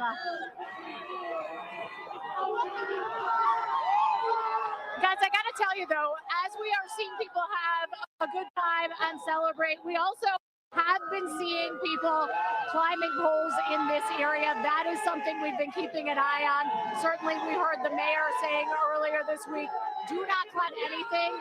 At one point, I saw 3 people on 3 different poles at the same time. So that's something we are keeping an eye on, and is a little bit concerning. As a matter of fact, right over the crowd where Bruce is shooting right now, I can see one behind him right now. But these folks are still out here having a good time. We have seen police standing alongside of City Hall, just kind of ready in case anything goes wrong. But they haven't been coming out into the crowd. They really haven't been encouraging people to move through. And we have been seeing people just walking around, having a good time, and giving a few Eagles chants here and there. As back to you in the studio. All right. Party going late on the north side there of City Hall. Mayk, thank you for that. Had a great time up here tonight. Right now, let's go to Miguel Martinez Valle in New Orleans in the Caesars Superdome where it all happened. That magic. Miguel. That magic, you guys. All right, the Superdome cleared out from fans. They were told to go out and celebrate elsewhere. I'm assuming Bourbon Street for a lot of them. But take a look. Pretty empty here. Still absolutely epic, though, out here on the field, full of that beautiful confetti that we love. But one of the coolest parts of tonight, and something I've loved, is we were able to talk to some of the players' family members as they were exiting. What a magical moment, because of course there's so much dedication, so much time since childhood that goes into the sport and the love of the sport and growing their talents. And so one of the players that really killed it tonight, one of the most electric moments, was that pick six with Cooper DeJean, and we were able to talk to his mom on her way out about that pick six, about him getting a touchdown here in the Super Bowl. Just what an electric moment, and what a changing moment for the game. Here's what she had to say about it. That was his birthday present, I guess. Yeah, that was exciting, shocking, but yeah, he's been waiting for that all season, so it was very exciting. When he was little, he was sports-minded, loved football, so it's just, yeah, dream come true for sure. Yeah. Right. Come true, and a birthday wish come true. Happy birthday to him, right? What more? Hey, a Super Bowl championship seems like a pretty good birthday present to me. So she's super proud, obviously. We know all of Philly's super proud, super excited. But just one of the cool moments, one of the cool takeaways. Another cool takeaway, I spoke to Mailata's brother, and he actually had some pretty funny things to say. We were doing the interview, and he referenced Yukari's report, that epic viral moment at the airport where they mentioned the Avengers. It took them 2 times to beat Thanos. He mentioned that tonight as well. So that was one of the lines that stuck with him, and that was one of the storylines that he saw come true. That championship for the Avengers in our hearts, of course, the Philadelphia Eagles. All right, I'll send it back to you guys. I'm Miguel Martinez Valle here in New Orleans at the Superdome. Miguel, thanks. And what a game. I mean, 22 years old, a birthday. He's only 22. He's just getting started. Yes, what a rookie year for him. We wanted Saquon to get a touchdown on his birthday, but look, almost every game this season, it was like a winning performance. So he celebrated many birthdays over with his year. Miguel, thank you. Right now, let's go to Deanna Durante in Fort Washington, Montgomery County. She was collecting a lot of nice merchandise that is very coveted. Hey, Deanna. Let me just make sure that everybody knows where we are, that we're still open. We moved to Willow Grove. We're outside the Willow Grove Mall here at the Rally House. Take a look. We're going to come up here. Now, when we were live earlier, big lines in here. Now people are starting to figure this out. There's a couple of sporting goods places that are around. There's a couple of them that are open. And this is the one that they're coming into to get pretty much the same merchandise. You've got your Fly, Eagles Fly. Look at these tables here. When you saw them, take a look at how many people have come in already. This table's empty. This table's empty. We're going to cut through here real quick. We're going to show you a couple more tables, a couple of things that you can still buy here. All these racks, people have come in. It's like Black Friday here, except it's Super Bowl Sunday. Plenty of hats. Your conference championship hats here. But the line was wrapping around the store because, people, they're still going to work. They're going to school, and they're going to be wearing their national championship, Super Bowl championship gear here. The workers tell me that the store will open again at 8 o'clock tomorrow morning, but there will not be any more merchandise delivered maybe until 12. So you still have a little time. Look, where we were standing earlier, it was empty. Now people have come in. Hey, guys. What all are we buying here? We getting Super Bowl hats? Trying to. Yeah, you're trying. Well, there's some more stuff around the corner over there. Yeah, I went over there. I picked these 2 items out that were left over, so I figured I'm gonna live and die green. Live and die green. Well, now let me ask, why come out tonight to get your merchandise? Where are you going tomorrow? Where are you going to show this off? It won't be work because I retired. Good for you. You can stay up late then. The rest of us, late. we've got an early time in tomorrow. I'm gonna stick around and wear this probably when I take my grandson to school because I bought him a little shirt too, and so Got to I'm be just gonna loud do and it. proud, huh? Gotta show that Absolutely. pride. That's Absolutely. right. Yeah, that's right. We won. Absolutely. Not that we really had anything to do with it, but cheer. But look, it's our team, right? That's how we talk on the job. You know, if we would have done this, we would have done that. You know, so it's we now. Yeah. It's we now. We are all part of the royal we, aren't we? For this winning team here, we're all celebrating together. Could have been very different, but of course we saw the game. The Chiefs, they barely showed up. So now everybody's out here getting their gear. It's the very latest from Willow Grove. Back to you guys. All right, DeJean Durante live in Willow Grove. Thank you for that. And these celebrations continue late into the night here in Philadelphia. You can see folks waving their flags, celebrating. We've seen dozens of law enforcement in their tactical gear, and we've heard from our reporters on the ground that they have been controlling the crowd, asking some to move out off of Broad Street, but still a great number of people out who are celebrating. We expect them to be out there all night because this is such a big win for the Eagles in franchise history. I know in some areas they were trying to disperse the crowd, thin it out a little bit, but you know, that's going to be a challenge. Still fresh off this win. They are going to be out there if they can, as long as they can, celebrating. We want to go right now to some sound from Jordan Mailata, who had an incredible year. Tim Furlong caught up with him and his family. Let's listen. I'm here with one of the most important moms in Philadelphia right now, who's not from Philadelphia, from Australia. Mama Mailata, how are you feeling? To be honest, so excited, so happy for him and the team. I saw you over there in the confetti. How blissful is it to be in It's beautiful. Never happened in my life, these sort of things. Are you still shocked that your rugby player is now one of the best football players in the biggest sport in the world? How did this happen? Well, he worked for it, and now his dream come true. I mean, we are so happy. Me and my husband and the other kids are back home. We're so happy. What does this and mean now for me? It's worth it. 16-hour travel to come, That's right. and he's winning. That's so Yeah. great. What does this mean back in Australia to see him having the success that he's having, and what it means for other kids and the sport of U.S. football there? Milo, you want to Everything. Yes. So I'm Jordan's brother. It's actually everything that's going on right now. There is no words to describe, especially from his background that he's come from, all of that kind of stuff. Just blessings. That's all it is. I got a thing though. Here's the thing.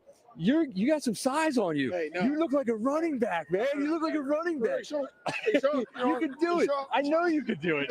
Another Mailata in the Eagles family. I can see it now. Super Bowl champion brothers. I love it. Howie, give me a call. Give me a call, Howie. I'm ready any day, anytime. I love it. Milo, congratulations. Congratulations. Appreciate you. Mrs. Mama Mailata, thank you very much for talking. Congratulations. The Mailata, it's a family affair from around the other side of the globe here. 16 hours it took to get her here. And you can see just how excited they are for Jordan to have this win after coming and a rugby player who became a football player. And man, did he do it right, because he's one of the best of them. Wow, what a celebration for the Mailata family. 16-hour trip, well worth the travel tonight with such a dominant performance from our Eagles. This is another look right now. This is at Broad Street. You can see folks gathering. It looks pretty peaceful right now. We've seen a lot of police out there, but a peaceful celebration as folks have gathered to converge upon Center City to celebrate our Eagles' victory here in Super Bowl 59. Earlier, we were talking about Saquon Barkley celebrating his birthday today, hoping he would get a touchdown. He didn't get that, but just a monster season for him. John Clark caught up with Saquon in the locker room. Let's listen to that.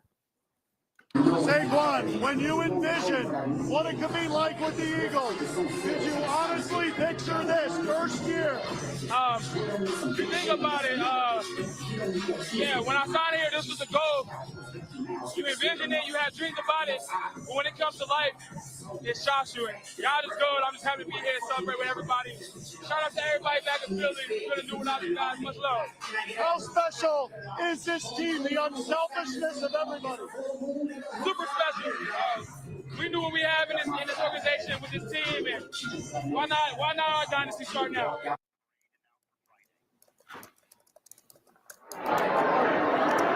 We were just listening in to John Clark with Saquon Barkley, and we just got word that The parade, the Super Bowl parade, there's a date. It's planned for Friday, the best weather day, because I think there's some snow coming Wednesday, Thursday.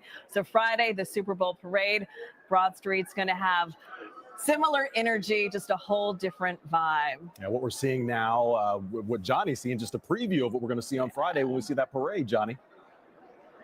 Yeah, we'll be right back here Friday for the parade, but we are out here at Broad and Locust right now. We're on what I call the bird's nest. We're at the Cambria Hotel on the balcony. What I call the bird's nest above everybody right now, taking a look at Broad Street. And you can see people are starting to clear out. Philadelphia police have been asking folks to start to clear out about an hour and 15 minutes ago. And people are starting to listen. But I'll tell you, Fred, what you're saying has been peaceful celebration. That's what we've been seeing. You know, nothing but smiles, joy, hug, laughter, people celebrating, having a good time, singing the Eagles fight song, saying the Eagles chant. Just so proud of this Philadelphia Eagles organization for getting them to this point and winning the Super Bowl in such a dominant fashion. I mean, gosh, I don't think we thought it was going to be like that. I mean, what a blowout. I mean, the first half just completely blew out the Kansas City Chiefs, and just the entire game, they just really dominated, especially the defense there. But back here on the ground in Center City, people are starting to clear out a little bit. We have seen police standing by on the side of the street, keeping an eye on things. And what I did notice earlier tonight, there were people climbing poles and climbing on the newsstands, but police aren't tolerating that. If they see somebody start to climb a pole or whatnot, they're going to swarm in and pull them right back down. But you can hear the fireworks going off. Fireworks have been going off all night. And, man, some really intense fireworks. Aaron Baskerville said it's like the 4th of July. I have to agree with him. I mean, it really feels like a holiday. The fireworks have just been going all night, and some incredibly big fireworks. You thought it was a professional fireworks display out here on Broad Street. Where we are is south of City Hall, but there are still thousands and thousands and thousands of people packing the streets from where I can see City Hall all the way south. Gosh, I can't even tell. That's maybe spruce or pine. I can't really tell from my vantage point, but there's still a lot of people, and it looks like police are asking the folks to disperse and travel south on Broad to get off the street. But again, police have just been standing by. They've been on the public announcement system asking folks to disperse off Broad Street, but as you can see, it's going to take them a little bit of time to get people out of here, get things cleaned up, and get ready for that parade to come down Broad Street and bring that Lombardi Trophy home to Philadelphia, Pennsylvania. Fred and Jacqueline. That hardware. They've got that hardware, Johnny. Hard fought. That's so right. Well deserved. Yeah. Johnny Archer. Fans have been looking forward to this too. You know, when I first, this is my first Super Bowl coverage, right? Right. So when I first got here, our producer, Danielle Soika, she said, the biggest news event that happened in the history of Philadelphia was the Super Bowl. Yes. The first one. And then the Declaration of Independence. In that order. In that order. So here we are, another Super Bowl celebration. It is a big deal. I mean, this fan base is amazing, incredible passion behind this team. And the anthem really is Fly, Eagles, Fly, but you just heard that chant there as we take another live look over the city. We've seen a lot of different angles, different vantage points. Always Broad Street is an area where people congregate. In 2018, 2 weeks ago when they won the NFC Championship, and 2 years ago, of course, when they lost to the Kansas City Chiefs. Tonight, redemption. Broad Street, Frankfurt and Kottman, Xfinity Live. And now we're learning tonight also retail stores, because people are trying to get a lot of this merchandise that says Super Bowl champions and that branding. We're looking down there, and there is a car that we see trying to move through the crowd. We see at least one vehicle there, I believe another vehicle to the left of it as well. And this has to be a concern for law enforcement because of what we saw 2 weeks ago in Spring Garden, where, we had an accident of someone driving through. This is 15th and JFK for this exact location. Yeah, and they've got barriers up to control that, to keep people from driving through. And we know police are there. So we'll be keeping a close eye on that. But you can see people still walking, mostly foot traffic of people celebrating. And we also saw a light pole that was being carried through the crowd. So dangerous, as heavy as those light poles are, and what could happen with that. They move those light poles out of the way, but the fact that they were lifted off the ground and carried away. Yeah, we want to go to NBC 10 Shire Aris, who is South Philadelphia, where you got some familiar faces around you, some happy folks celebrating.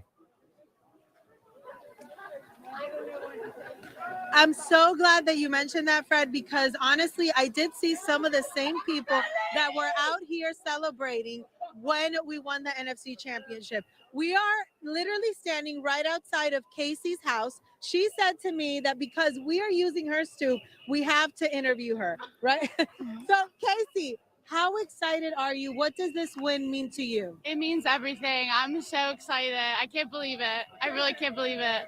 Did you feel it that we were going to win? Oh, I felt it from the very first whistle. As soon as we did the first touchdown? As soon as we got the first whistle, I felt it. Is this your best friend? This is my best friend, Angie Bricks. How do you feel tonight? I mean, look at this. This is beautiful. I'm so excited. What does this win mean to Philadelphia? It means everything. Everything. There's nothing else. Nothing. This is it. This is it. You know, everybody here is really quiet because I told them, let's give them a chance to speak, talk to you guys. But they said that they were going to go what? Crazy. We love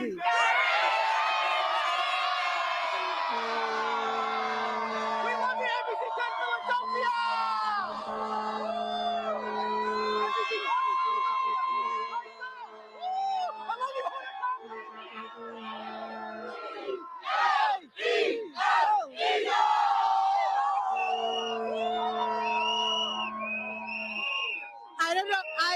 I don't know how I've been able to coordinate this because usually it's just loud and happiness all throughout. But this has been the best crowd, not the best crowd so far, but one of the best crowds that I have seen. We have kids, we have their parents here, we have older people, everybody that is outside celebrating lives in this area. It has been an amazing celebration. We have not seen anybody climbing up on the poles. It's just been very, very safe and people behaving and, of course, excited and celebrating. And I love the outfits we've been able to see all night. Look at this.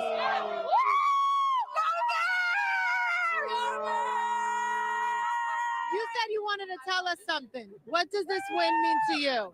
Everything. Especially as 89 has been an Eagles fan. It has been everything watching the Eagles. We are so proud. We are so proud. Philadelphia needed this, right? Absolutely. Absolutely. It's a whole Philly, Delaware. All of it. And this is a celebration for the East Coast, to be honest with you guys. And I want to give you one last look all the way towards the end. You can see right here in Marconi Plaza how many people have gathered. It is an entire celebration. Plenty of officers are in the area. I actually want to show you guys that even our police officers are wearing the green right over here. Show them, show them, show them, show them. There we go. See? There we go. Well, I'm going to send it back to you guys in the studio. We're going to keep celebrating. We're having a good time. Undercover fan right there. That's right. Shaira, thank you.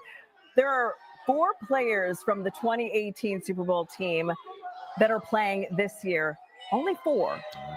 BG, Brandon Graham, Jake Elliott, Rick Lovato, the long snapper, and Lane Johnson. So they are now sporting 2 Super Bowl rings. Let's go to John Clark, who is in the locker room with one of those guys, Lane Johnson. Let's listen to that. And for you to accomplish this, 2 Super Bowls, give us an idea of how meaningful that is for yourself, your teammates, and the city of Philadelphia. Yeah, well, you do it for a city of Philadelphia who has that passion for football. You do it for people like BG, who's coming off of surgery and playing his final game as an Eagle. People like Vic Fangio, his first ring. But hats off to the defense.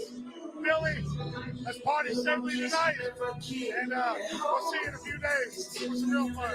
And you know you're one of only 4 athletes on this team to win multiple championships in Philadelphia. How special of an accomplishment is that? It's awesome. Like I said, Rick, Jake, just all that adversity you have to deal with pro sports, DeJean, multiple surgeries, coming back, just in time, just got cleared, and had a couple big plays in the game. So, just a moment. It's a little bit different when you're projected to be a good team rather than being an underdog. So, it was a different season, but the night's still young, so we're enjoying it. Final question for you. I know you put your body through a lot. You played through stuff. You played through a lot of stuff. How, with the sacrifices that you made, how much is it worth it to get to this final spot? Yeah, well, I feel good now. This is like the first season where I felt like I was strong all the way through, where I wasn't limping through the finish line. Last time I was in this game, I had 2 torn groins, which a lot of times backside of plays, I couldn't do what I was doing today. Wasn't able to move. So, but hey man, we have a lot of people that love each other. We work real hard, and it'll be a lot of fun. And you just heard from Lane Johnson, part of that dominant defense that had 2 interceptions and 6 sacks against Patrick Mahomes in this Super Bowl. And Patrick Mahomes, one of the best quarterbacks in the league, if not the best in the league by critics at this point. And I just really like this storyline where the Eagles are the GOAT slayer in terms of quarterbacks, right? I mean, had to go to Tom Brady to get the first one, and now Patrick Mahomes. Down, that right. Yeah. Brandon Graham, nice strip sack on Tom Brady then, and of course taking down Patrick Mahomes. Tonight, the worst loss in Patrick Mahomes' career. And everyone going into this game was saying it's going to be tough with Patrick Mahomes. The Eagles are going to have to fight to try to defeat the Kansas City Chiefs. But the Chiefs had never been up against the combination of Jaylen and Saquon Barkley and all the other weapons that the Eagles have with A.J. Brown, Cooper DeJean, and they tried to zero in on Saquon tonight. But there were so many other people who were open as a result of them trying to keep Saquon suppressed, and the result, a beautiful, dominant victory. Let's go back now to Aaron Baskerville, who is live in Center City, always with a crush of fans surrounding him. Hey, Aaron. Hey, Jackie and Fred, you guys just missed Elmo. Elmo was rolling through here with the drums, banging on the drums, getting the crowd hype and stuff like that.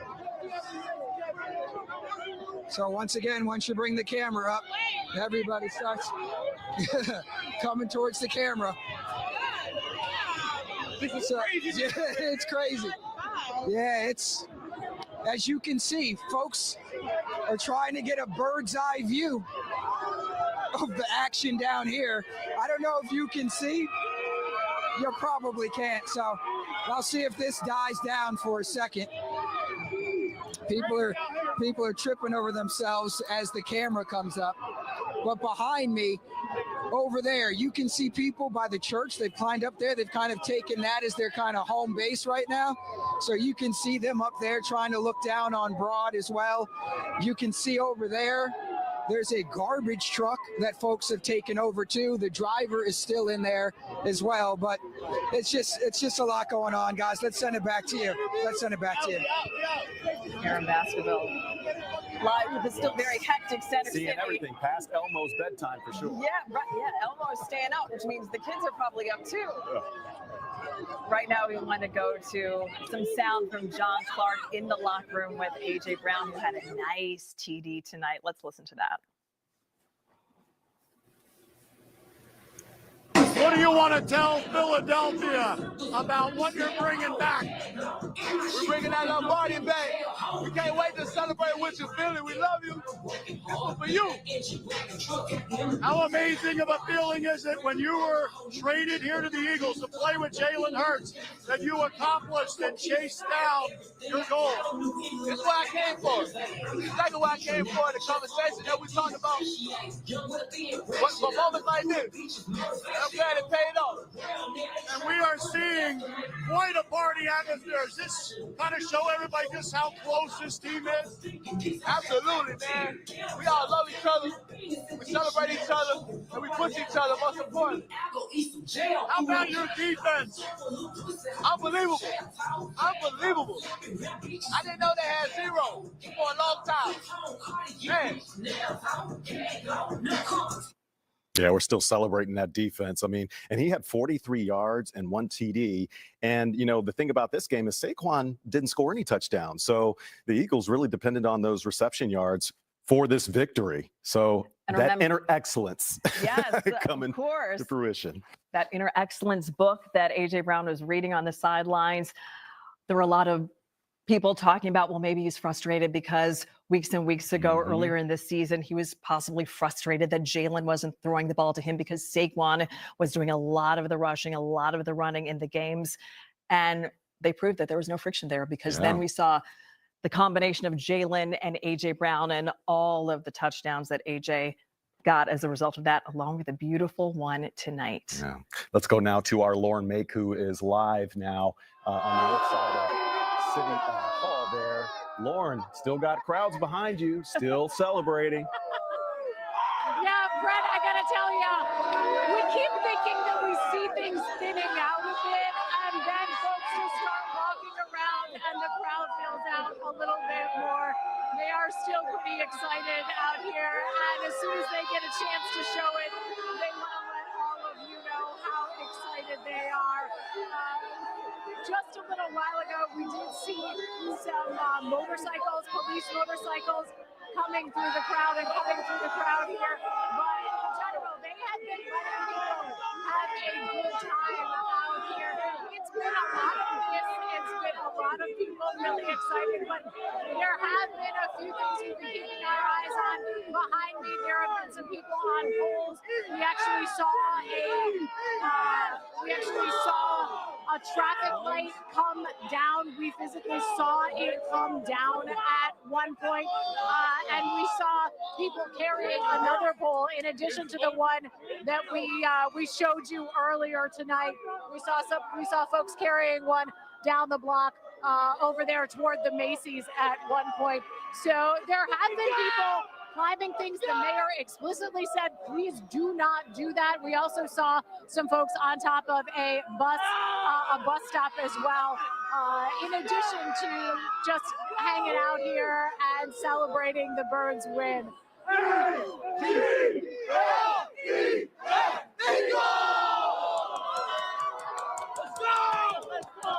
You can't talk over an Eagles chant, guys. That's just not going to happen. So we got to let them. We got to let them. Over Lamar Jackson, over Josh Allen, and over. Everybody has got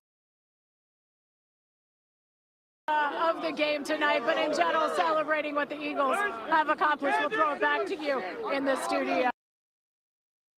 Love to see it. Love to see the celebration. But we have to show, you know, what's going on here because they are carrying poles, and police and the mayor have already given people, the fans, the orders not to get crazy, to keep things under control. But we've seen video and images and heard accounts of folks carrying those poles and tearing them down, and the city police obviously showing some restraint there. They're out there. They're clearing out the path and controlling the crowd there. But, you know, we're still seeing some folks get out of hand.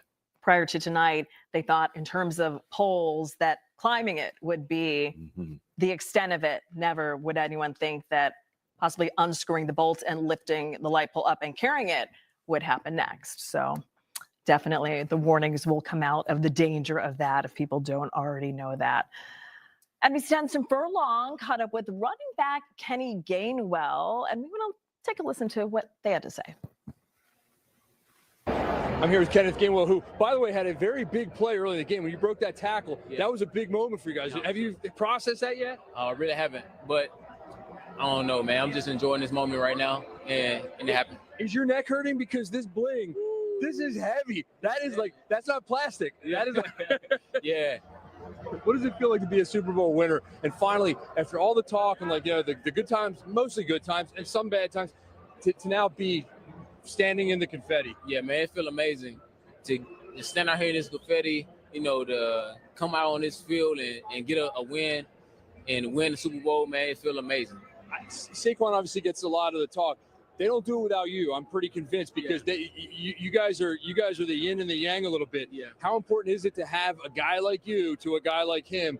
It's a two-team thing here. Yeah, it's very important, man. You got to have somebody that come in and back up the guy, you know, and that guy that come in might not get all the shine, all the glory, but at the end of the day, we have to win, and we're going to win the game for sure.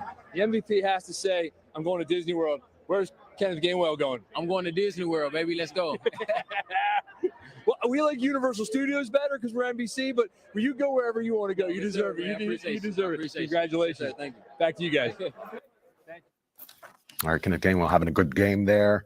His contributions. Let's take a live look now. Skyforce 10 showing us the scene of Center City here. You can see just off in the distance, we're good altitude in the air, but you see how thick those crowds are at the intersections there that we're showing you.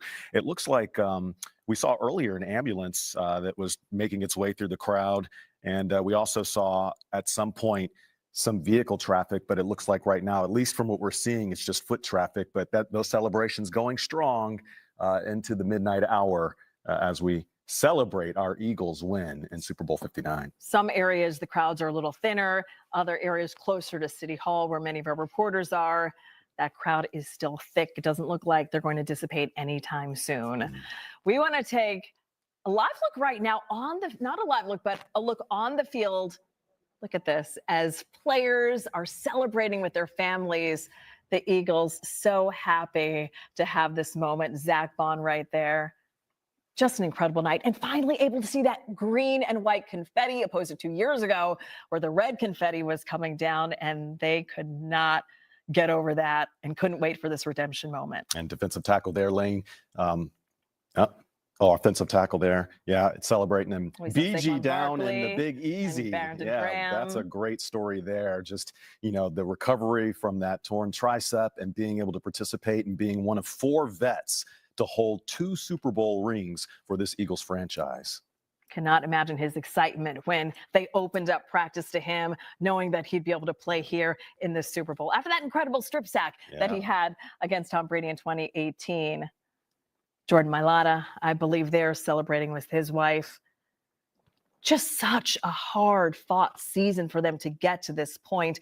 And then the elation, the sigh of relief, and the disbelief that they really made it, knowing all along that they could, but to actually achieve it and have that Lombardi and be able to celebrate with their loved ones. We're going to go now to Johnny Archer, who has the bird's nest view for us. Johnny. Yeah, that's right. And Jackie and Fred is trying to continue what you were saying. If there's a squad that was going to win the Super Bowl, this was the squad that was going to do it. I mean, this team was just so stacked, and they were so dedicated, and they just played so well together. And I think Jeffrey Lorie was saying earlier that, you know, these guys, they play for each other. You know, they're not playing individually. And we saw that in a lot of Saquon Barkley's interviews. You know, he wasn't out for the records. He was out for the Super Bowl win for the team. And that says something a lot about this organization and this team that Howie Roseman put together. It's quite an organization. But I also have to say something about the fans. And we're over here at Broad Street, at Broad and Locust, and things are starting to clear up here.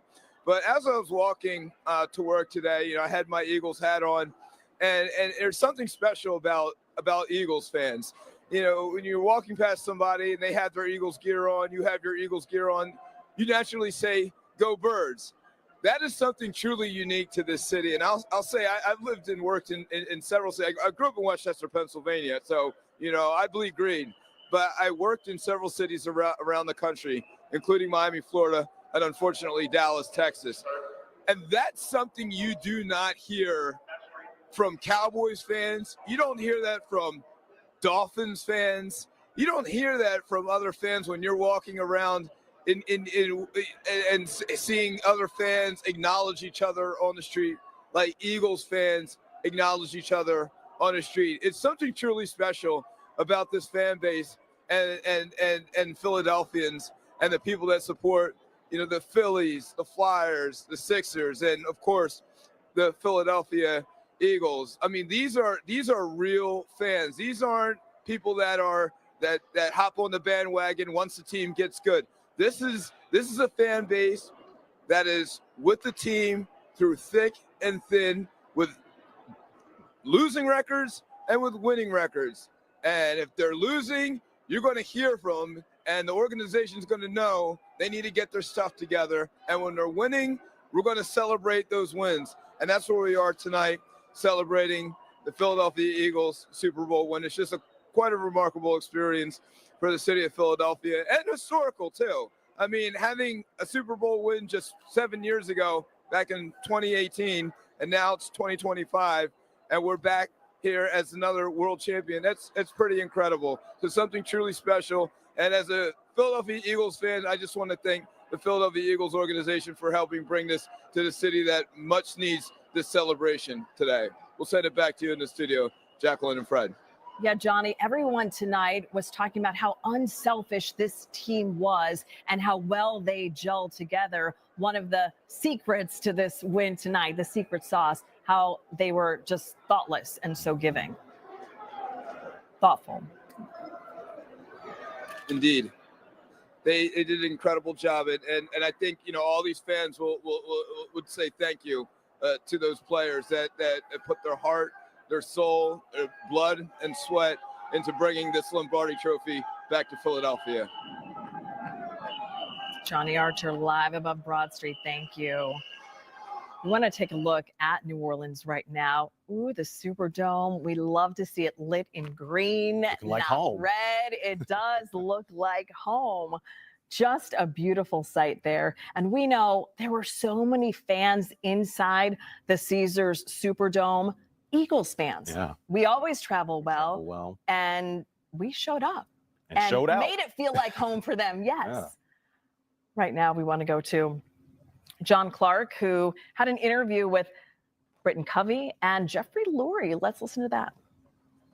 Hey, Britton Covey, please let Philadelphia know what it's like in this locker room right now, celebrating the Super Bowl.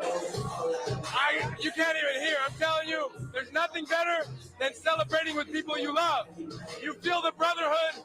This team was unique. I'm just so proud of them, all of us. It feels, I didn't even play, and I feel like we accomplished it. There's Jake Elliott with some champagne. What makes this team so special? Yeah,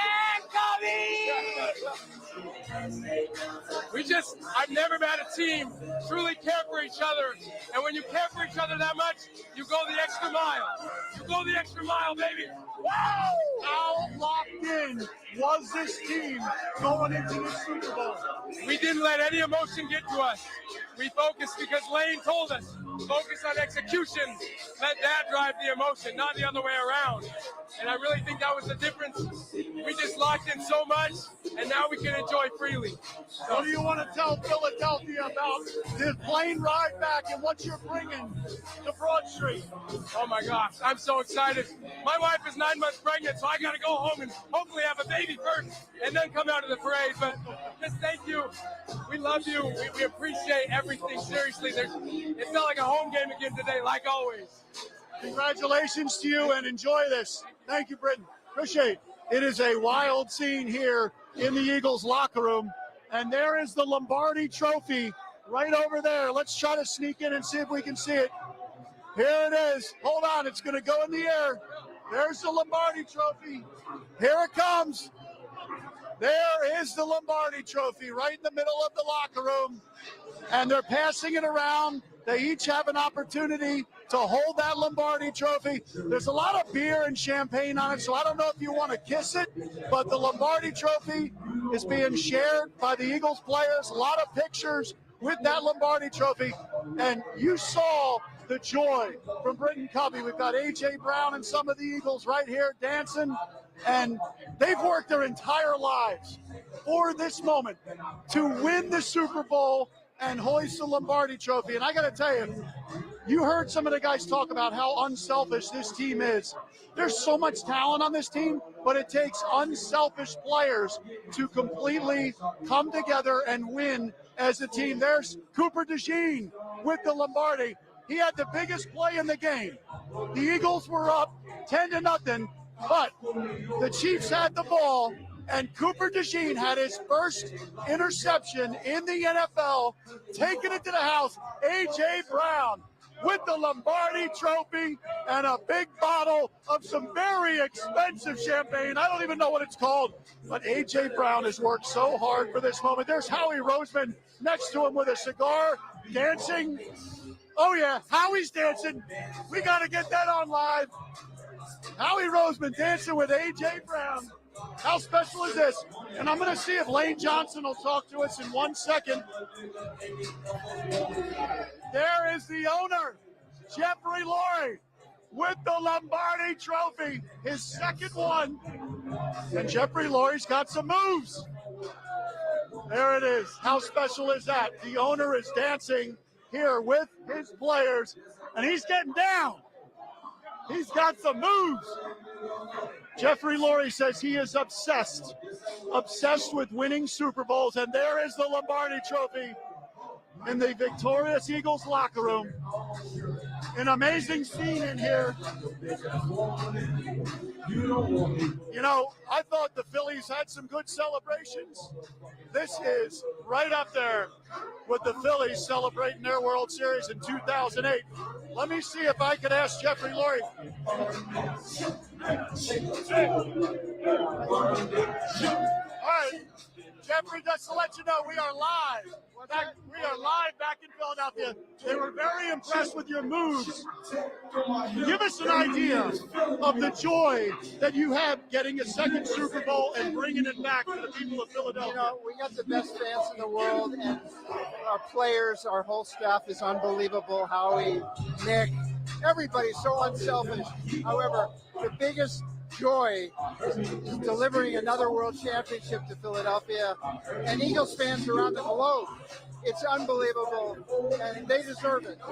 You're one of the few owners in NFL history to win multiple Super Bowls with different quarterbacks, different coaches. Tell me about the job that Howie Roseman did with you building this complete roster. You know, I think Howie, we all have a vision of what it takes. Howie executes at an unbelievable level. You got to love your team, love your franchise, and then you do everything possible to be world champions. I asked Howie this earlier. When you drafted Jaylen Hurts, could you have pictured this moment, Super Bowl? Absolutely. We were obsessed with getting Jaylen. We saw his potential, and exactly the way it would be. Honestly, the guy is very special. He's got the clutch scheme. All right, to wrap this up, what do you want to tell Philadelphia? They're all watching. I love you, Philly. I love our fans, and you're world champion again. Well, hey, this locker room is having so much fun right now. They may party till the parade. I'll send it back to you so I can start the hearing.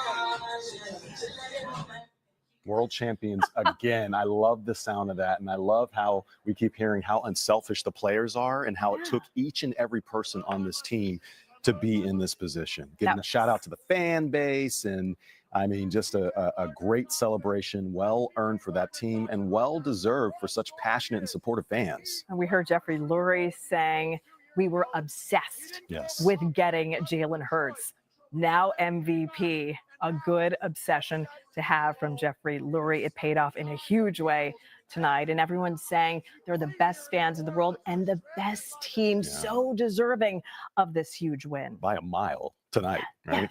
Yes.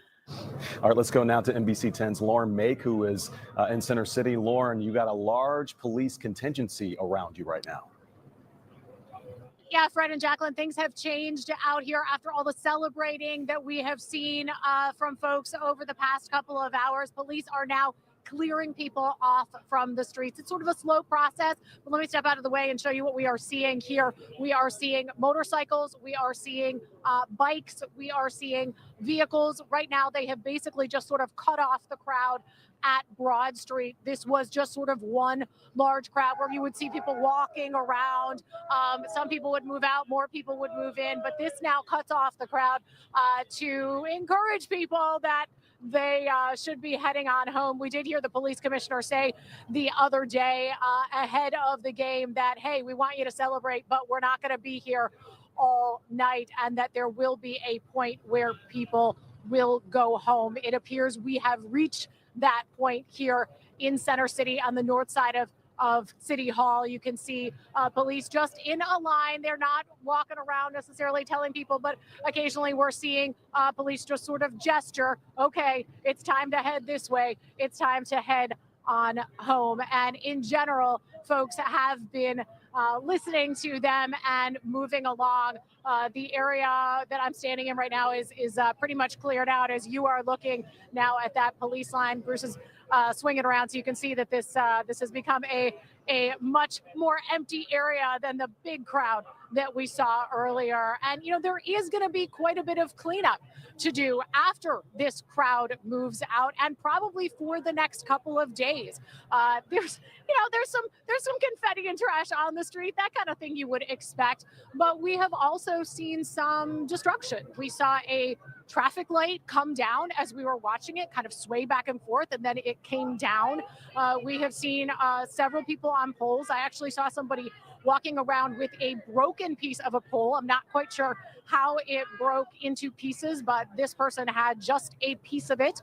We saw somebody walking around. We saw some folks walking around with an entire pole, and then from a distance, we saw another pole going through. So the city will have some cleanup to do, and really assessing what things look like here as folks are moving out, heading home, and really then they've got a few days now to prepare for the parade and get the city ready again. So some of these barricades that we've been seeing around here, those may stick around or just, maybe go away for a little while, and they'll be coming back for that parade on Friday, guys. We'll throw things back to you in the studio. Oh, and those fireworks, those are still going off. More fireworks. Yeah, Lauren, carrying the light poles, one of the most shocking scenes we've seen tonight. We wouldn't think we would have to tell fans not to unbolt the screws on a light pole to carry it down the street. Climbing poles prior to this was the greatest concern, but that was the scene in Center City numerous times that you saw this evening before police were able to retrieve those poles. A real case in point of celebrations going too far. And we heard Mayor Sherrell Parker imploring people not to climb the poles or any structures, not thinking that this would be the next thing that they would do in a celebratory fashion, but very dangerous. Yeah, that is a message that we heard very strongly from the mayor. Do not climb on anything. And we unfortunately did see people climb on poles, climb on a bus shelter earlier. As you can see, people are still excited as the police are trying to move them out. But take a look at this street. It's cleared out. We haven't seen the street look like this all night. But there are police around the other side of City Hall and then back behind where we are now, kind of creating this zone and clearing them out. You see one motorcycle then driving around. And I also want to mention, guys, we have seen Philadelphia police here, but also we've seen law enforcement from other agencies. We knew that they were going to be coming here to help out the Philadelphia police and make sure that they were ready for a big celebration. The police commissioner mentioned the other day that about 150 Pennsylvania state troopers were going to be here on hand. So we've seen that, and also some help from the suburban districts as well, all to make sure people have a safe celebration out here after the Eagles win. Jacqueline and Fred, we'll throw it back to you in the studio. All right, Lauren, make live for us. Thank you, Lauren. And we want to show you really quickly a vantage point that we're getting from Skyforce 10. The police have shown quite a bit of restraint leading up to this point, but they seem to be tightening the reins on controlling the crowd out here. We know that our reporters on the ground talking about police officers from multiple agencies here in Philadelphia and suburban areas helping corral the crowd, controlling the crowd. You see lots of police motorcycles there and lots of barriers there as police control this crowd. Let's go now to NBC 10's Johnny Archer, who is getting a vantage point over Broad Street. Johnny, what are you seeing? Yeah, Fred, so we're at Broad and Locust right now, and as you can see, Philadelphia Police Bike Patrol are now out physically pushing patrons down the Broad Street, trying to get them off the street. And then I will say it started to get a little physical it kind of out of sight. It looked like they might be detaining somebody, but you can't really see to the left of us around the corner. But as you can see, the bike patrol in their yellow jackets are just in a group corralling the people that were celebrating down Broad Street, and they're pushing them south right now. Up Broad Street, John, if you can pan right, you can see Broad Street is completely clear now. If you look up where Walnut Street is, there are police in riot gear standing by there. And out of sight, further up the street where City Hall is, there's a group of mounted police sitting up there. But as you can see right now, Broad Street is completely clear after the bike patrol or bike police came down and just pushed all the people down Broad Street, and they continue to push them down as they're trying to clear things up. I'll tell you, on the public announcement system, Philadelphia police have been asking people or telling people since about 10:45 tonight to please disperse off of Broad Street. They were telling them, time to leave, time to go, and some people left and started to clear out, but there were still thousands of people on Broad Street, and now they said, time's up. We're not going to tell you anymore over the PA system. We're going to have to physically push you out of the way. And that's exactly what they did. And you can see the bike police there doing their job now. And now there's pretty much nobody here on Broad Street, a complete contrast to what the scene looked like here at Broad and Locust. Fred and Jacqueline. And Johnny, I imagine people started to pour onto Broad Street long before the game was over. They were scoring touchdown after touchdown early in this game. So they would have, if they arrived there 9:30, 10 p.m., they've been out there at least 3 hours now. It's 1 a.m. Yeah, I started noticing people toward the end of the third quarter start to come out from the bars or come out from whatever their Super Bowl parties or their apartments, wherever they were watching the game. Toward the end of the third quarter, that's when I started to see the first wave of people out here. So they've been out here for quite some time. And Philadelphia police said, time's up, time, go home or go wherever you want to go, but you're not going to hang out on Broad Street anymore. Yeah. Got to get out of there. Good to see it finally dissipated. Police doing hard work to make sure everyone stayed safe and got home. Yeah, amazing to see the difference that just a few moments will make. Right. Yeah, Johnny Archer live for us on Broad Street. Thank you, Johnny. We're going to go now to Shaira Arias, who's actually want to take a Skyforce 10 shot here, where you can see the barricade there at 16th. It looks like they're not letting any traffic, and you see some mounted horses. Yeah, mounted patrol there. Patrol right there beyond the barricade. Earlier, too, we saw some people lifting up a barricade and trying to carry it away.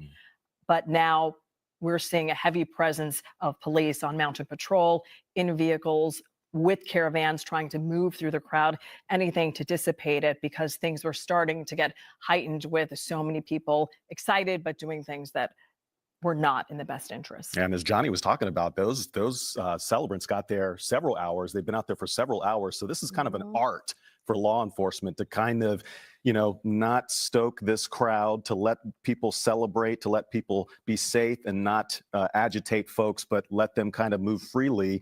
And it looks like they're doing a pretty good job of controlling the crowd at this point. A much different Broad Street now. Yeah. Much lighter and thinned out than what we saw just 15, 20 minutes ago. So they were able to achieve what they sought out to do, these police crews, to get rid of some of these crowds and eliminate some of the danger. Right now, let's go to Shaira Arias in South Philadelphia. Shaira. Guys, I am right on Broad Street, and it is pretty remarkable to see how this was just flooded with people celebrating, just having a good time. And within just minutes, just like that, police just pushed everybody that started to walk towards north, right, of Broad Street. And then now this is what we're looking. We were literally just revolved around some of those street department trucks that have been cleaning. As you can see, it is just crystal clear. It is completely clean. Everybody that was out here celebrating has either gone home or has just started to disperse and walk towards City Hall. We're not entirely sure if how many people exactly started to walk, but we did see the majority of folks just starting to trickle back into their homes, because a lot of these people live in this area, but you can see how clean everything is just looking. It's looking back to normal, and that is the idea of this. This was very controlled from the beginning. The perimeters that they had set up, they were able to basically have everybody in one area and then able to push everybody, disperse everybody out of that area so that the city could start looking back to normal is what they're looking for. You can tell, obviously, that the celebration is done. We did see some folks that did not want to go back home. They were kind of sort of arguing a little bit with those officers that were on the bikes. But after a while, they started to get the idea of it. They were understanding that the police were just letting everybody know that the party is over. And at the same time, you could tell that people were, they were still happy. They were still sort of celebrating. But at the end of the day, they were just happy that they were able to celebrate a victory like this in their city for the Eagles. And I just want to give you one last look so that you have an idea of how many officers are just in each intersection all along Broad Street. But as you go further up, you can see that the trucks, the cleaning crews are just going around in circles, making sure that everything is going to be back to normal, of course, for tomorrow. But that's all that I have for you guys. I'm sending it back to the studio. It's a well-oiled machine there. They had those trash trucks up, the streets and sands trucks. They were operating as barriers earlier, and now they've pushed folks away, and they are cleaning up as they are clearing the crowd out. Shair, thank you. Let's go from Broad Street to Bourbon Street right now in New Orleans with Tim Furlong. Hey, Tim. I like it being live here because we're causing quite a scene. But we found Eagles fans. Go Birds! A lot of the fans that were at the game came here, and a lot of the fans that weren't at the game have been hanging out here as well. What did you guys think of that game? What do you think? Yeah, we did it. That's all I gotta say. We did it. But now it's time to make a dynasty. We going to do this every year. Let me ask you guys: is it a repeat next year, a three-peat, a four-peat, or a five-peat for this? Nick Sirianni said, "Let's run this shit back."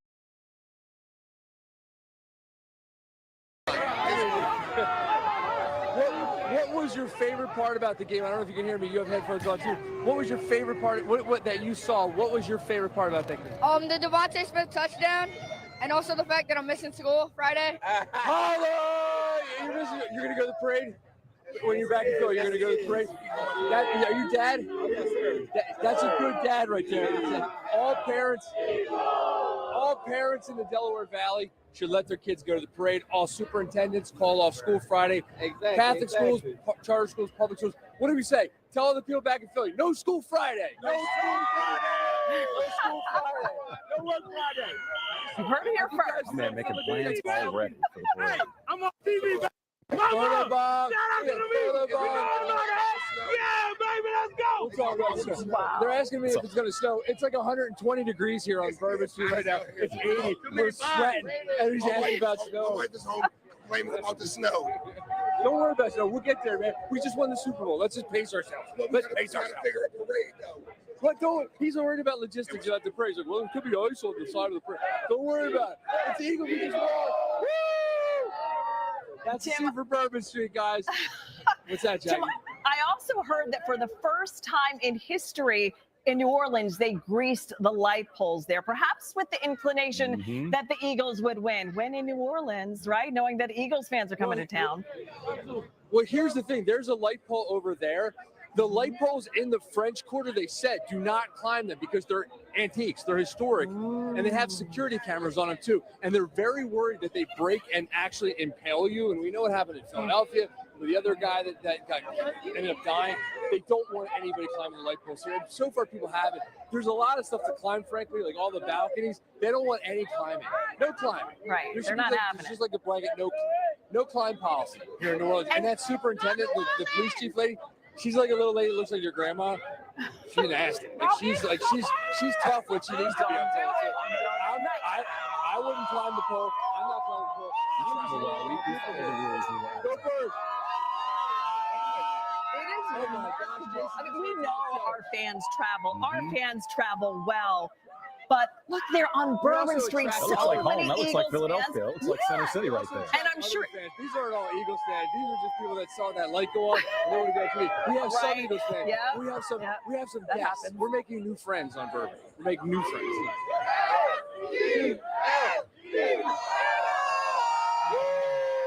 It's a good look. To make the Eagles players feel at home Yeah. too, with so many fans there filling the Caesars Superdome. Not many Chiefs fans there in New Orleans. Tim, love to see it. Thank you. And they left early. They left early because they didn't want Did to they walk really? out of the Superdome with the Eagles fans. Yeah, I saw a lot of people leaving early. I would have done the same thing if I were Chiefs. Can you imagine walking around with gloating Eagles fans? Oh, that would be the worst.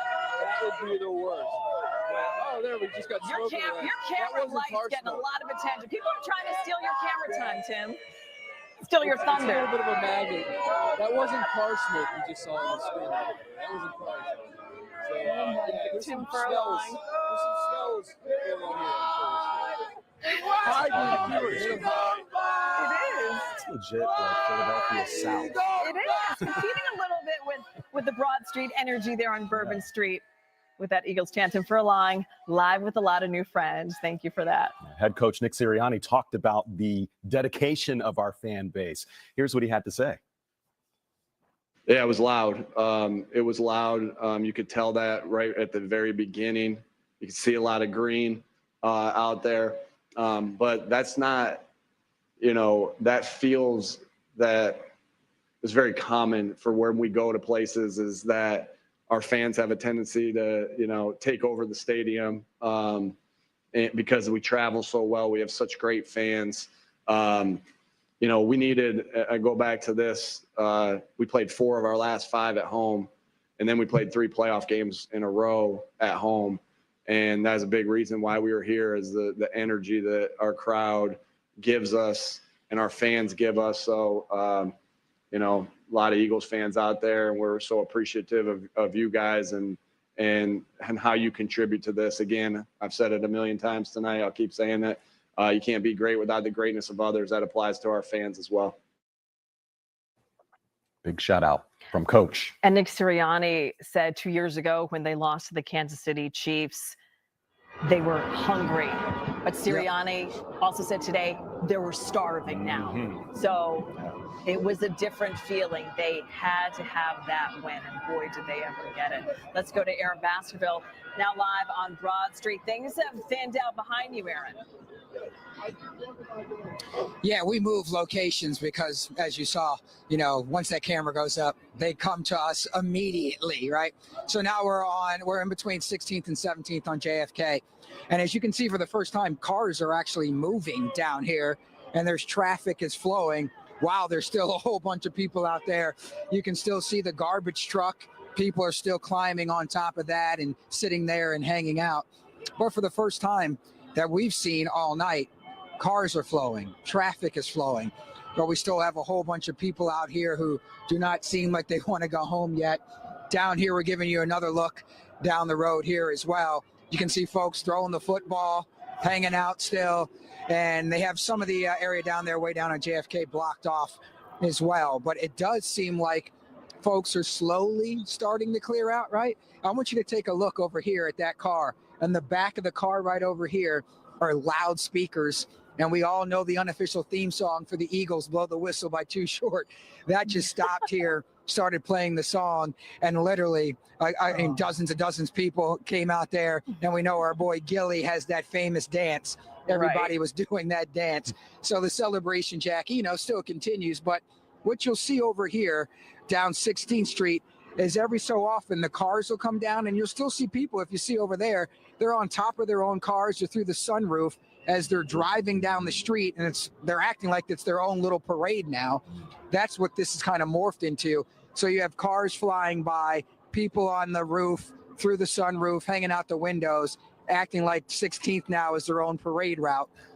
Hopefully they stay safe, because as you can see, there are a lot of cars going by, and there are still a lot of people on the street where I'm at.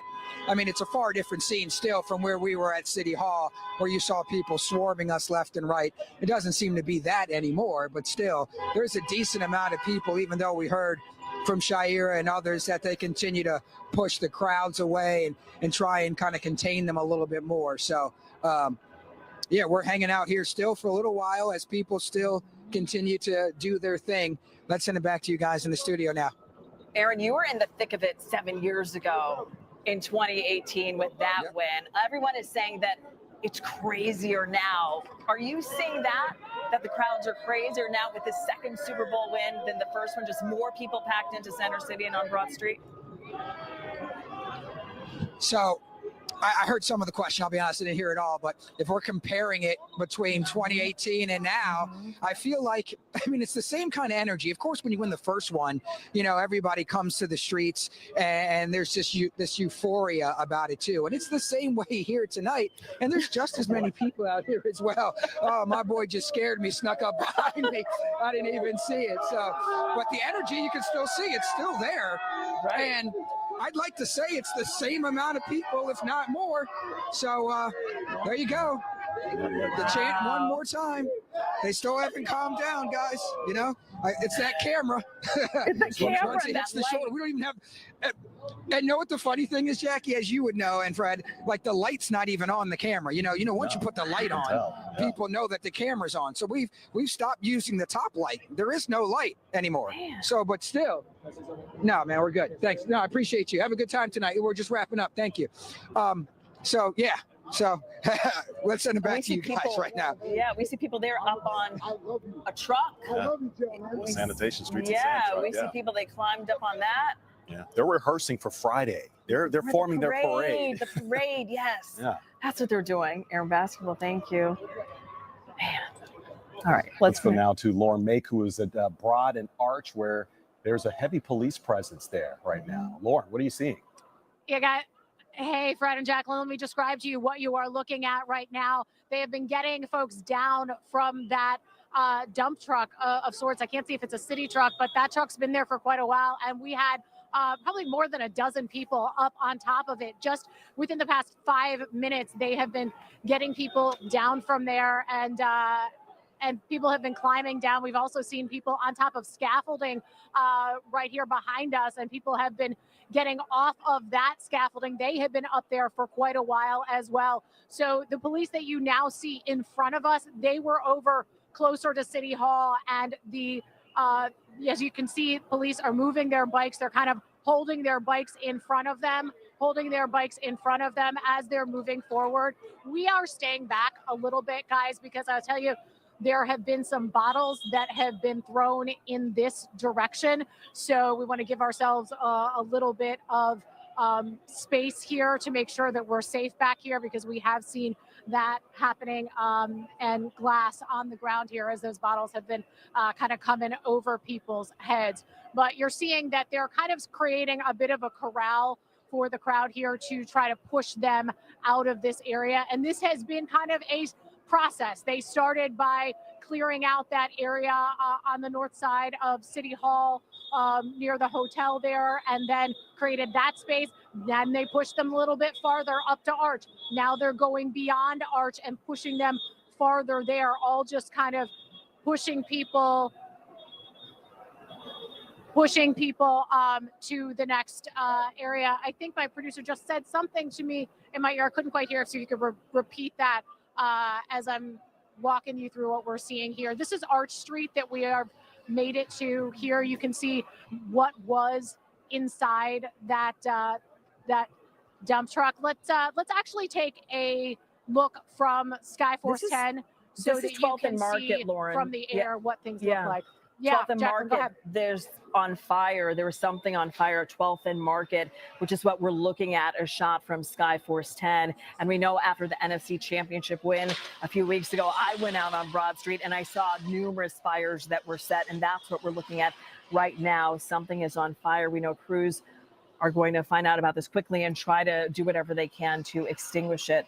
We don't see a lot of people around that fire. Possibly it was set and then they dispersed. You can see police on bike. Yeah, on bike, corralling the people away from that scene right now. But yeah, this is the aftermath of clearing folks out, obviously, and what police are trying to prevent from happening in other places. Go ahead, Lauren. That's a couple of blocks from where we are. We don't see anything like that here, but we can see some people on top of a bus shelter, and we know that did not end well a number of years ago when we had that kind of situation. Again, the mayor has told people do not climb on anything, and you do have some folks there that aren't listening. And this, as police are trying to push people farther and farther down the street to encourage them to leave. But as you guys have been seeing over at 12th and Market, there are still some things that police are going to have to deal with, even as they're trying to get people to go home. And you said earlier that you saw other law enforcement. I mean, in the images that we're looking at now, we see primarily Philadelphia police officers, but there are other law enforcement agencies from suburban areas that you're seeing out there as well? Yeah, there are. We saw them coming in earlier today when we saw that big caravan of folks on motorcycles and in vehicles. I know Radnor was one of them. State police, I believe, also were there. But Fred, as you're saying, you're seeing mainly Philadelphia police. Yeah, that's what we're mainly seeing here. But that's also because these are the officers who are here on bikes, and that's the contingent that we're seeing here. We're also seeing them move the gates here and get that dump truck out of here as they move those gates to allow them to go. And actually, if we can swing back around, Bruce, take a look behind you here. You can see what is staged over here. We've been watching the officers with bikes do their work over here, but just to give you an idea, they are prepared. They have more police staged over there by City Hall. That is a very large contingent of motorcycles, and it looks like they're revving up to start to move. They moved in there as we moved closer to this crowd, so it looks like they are getting ready to start moving down here toward Arch on Broad Street to get people to move along. Here they come. You know, police tried to do everything they could in advance of tonight, knowing there would be massive celebrations if they won. A few days ago, the awning from the Ritz-Carlton Hotel was removed back in 2018. It crashed to the ground because someone was jumping on that hotel awning and got injured, but it's impossible to anticipate what fans will do and the type of destruction that could result. And so now they are trying to get a handle on what has happened. As you can see, that massive contingency of police officers and crews trying to put out fires and disperse people to get everyone home safely so that no one gets injured.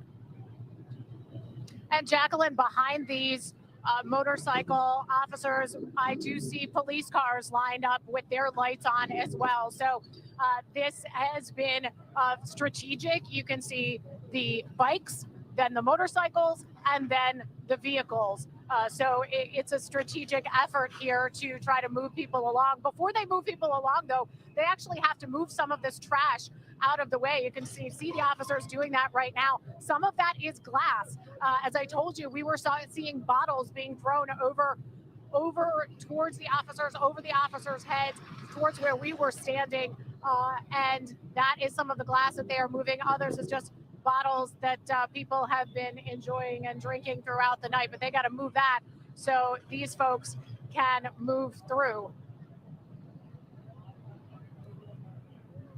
It looks like, Jacqueline, we told you a few minutes ago that there were some folks on top of a bus shelter over there. It looks like they have moved off of that shelter as well. I actually saw somebody on a bus shelter earlier today doing backflips. So some behavior that certainly is dangerous in addition to the celebrating that we've seen out here tonight. We'll throw it back to you in the studio. Yeah, and also you think about it, people have been out for hours. At noon today, bars were packed with pregame in anticipation of the Super Bowl, and now 1:20 in the morning. So this is over 12 hours that a lot of people have been celebrating and indulging. So trying to get a handle on it. Yeah, indulging. That is correct, Jacqueline. Right. We'll put it like that. There's definitely been some indulging and celebrating going on here tonight. And, you know, for a while, as we were standing over near City Hall, we saw people constantly moving. You know, one crowd would move out, and yet more people would come in. Sometimes you wondered whether they were just circling City Hall. This is a crowd, though, since they started to kind of put people in almost a pen between the police over here, and then we could see lights down there for when police were over there. It's really just been people standing around. So that is different than what we saw earlier in the night. And eventually, as you see, they decide it's time to go home. Yeah, they're taking the oxygen out of the party right now. Lauren, I don't know if you can't see. I don't know if anyone's told you, but from Sky Force 10, we can see that the police have successfully put out that fire that we saw earlier at 12th and Market. And now we're actually hearing that it kicked up again. Oh, really? So they extinguished that fire, and now it's kicking up again. Yeah, there it is, simmering right there. Yeah. They're trying to get a control of that. What we've seen, what we saw in South Philly is, they use those trucks to clean that up. But first, they got to get the people out of there. They got to put out the fires, and they got to control the crowd. Yeah, it's a heavy job. They knew they would have.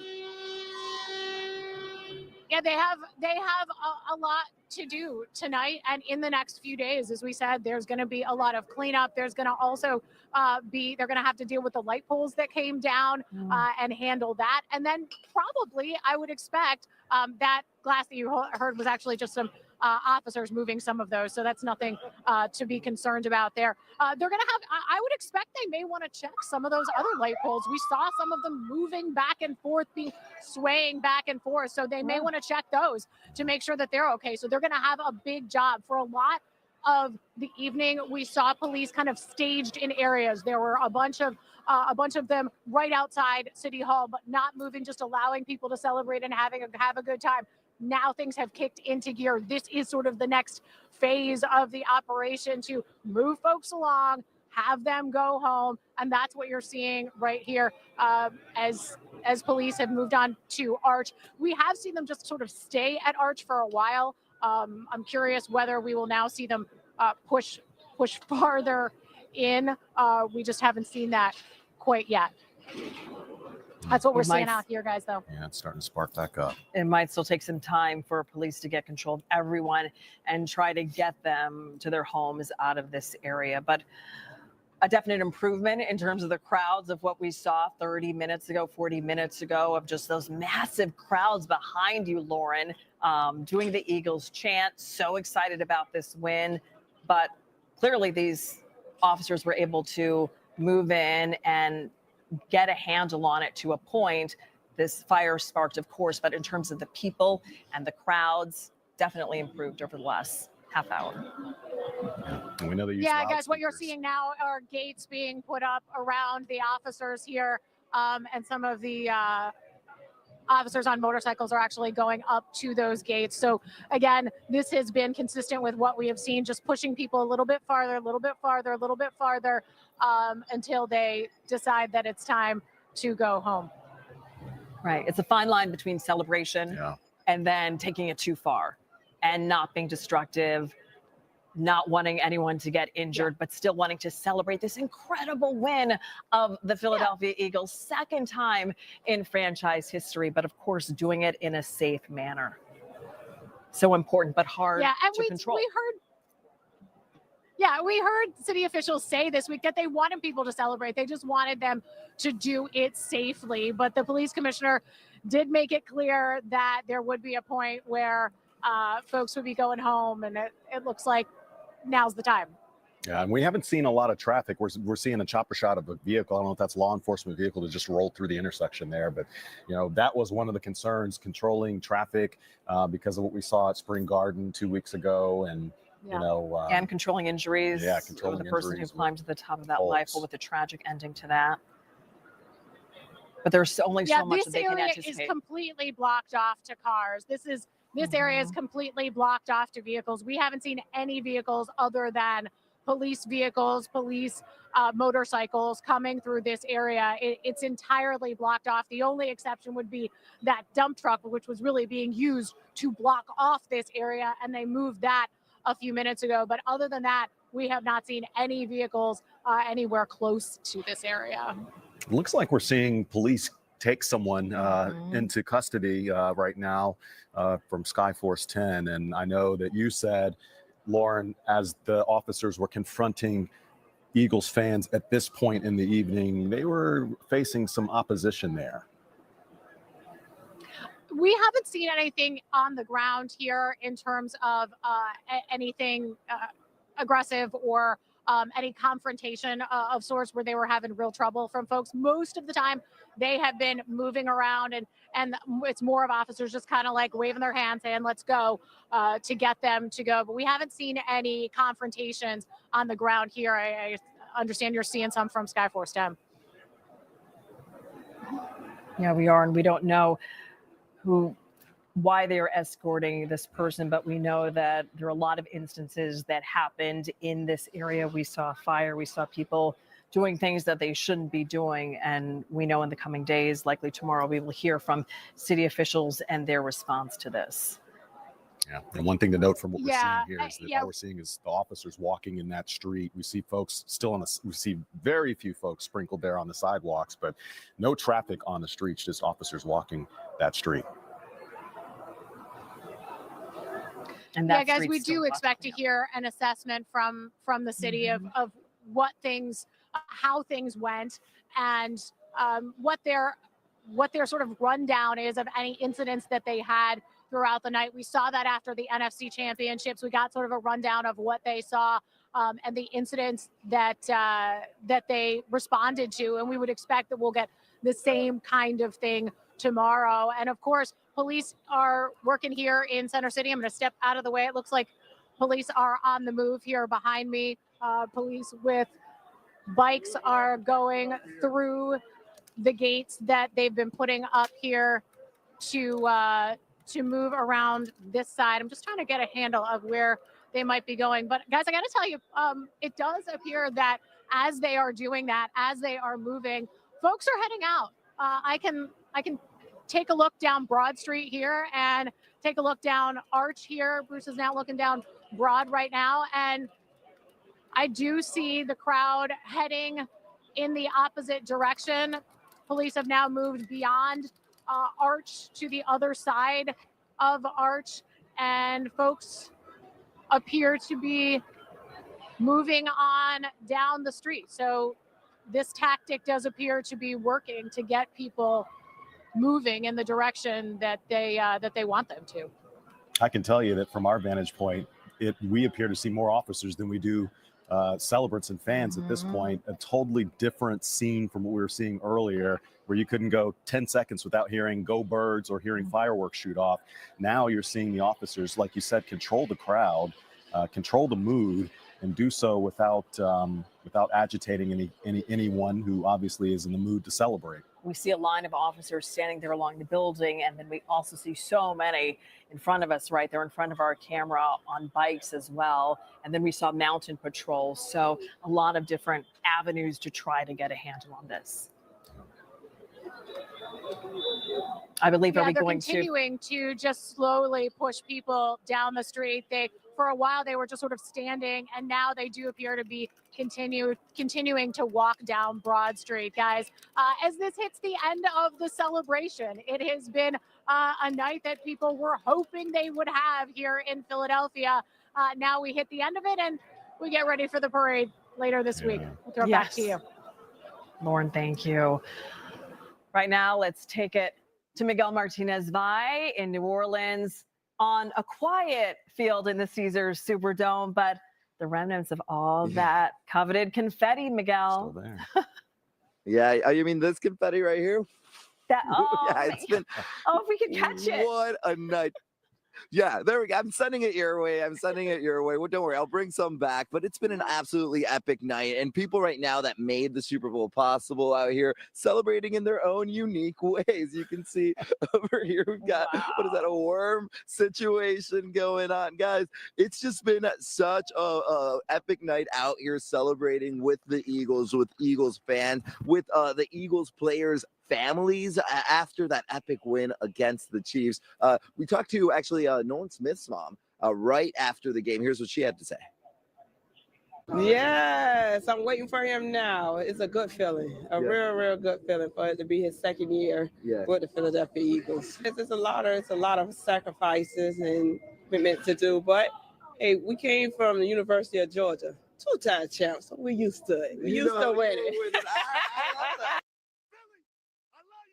And I did love what you said. Yeah, we're used to winning. Well, hey, look, I know they're used to winning other games, but Super Bowl champions, that's got to be some kind of new feeling. She was so excited, obviously so proud. We got to speak to other family members as well, and it's just cool to see the pride. This is obviously such a team effort, not just the players themselves, but also like their units, their teams cheering them on along the way to get here, the road to the Super Bowl, the road to redemption, which brought them right here to New Orleans. Now take a look at this empty Superdome. This was a sea of green earlier. I'm telling you, Eagles fans not just showed up, but they really showed out. All we heard throughout the game, because the Eagles had the lead, was just chant after chant. The EAGLES was taking over, echoing, and it was absolutely electric. Even during the Super Bowl halftime show, when Kendrick Lamar rocked it out here with that cool stage that was transformed the space, Eagles fans were up dancing, enjoying it, vibing. Absolutely electric here. It's been an electric night in New Orleans, and it sounds like it's been an insane amount of celebration in Philly too, guys. Yeah, we expect no less from our Eagles fans around here. Yeah, and Kendrick Lamar is not like us. I mean, that could be the Eagles theme song, right? I like that. Kansas I City like Chiefs, not right, like yeah, us. Yeah. Right? Well, what they told the Chiefs was sit down, be humble, sit down is what they told the Chiefs tonight. I love that. Be humble. Sit down. I love that. So Sit down, true. right.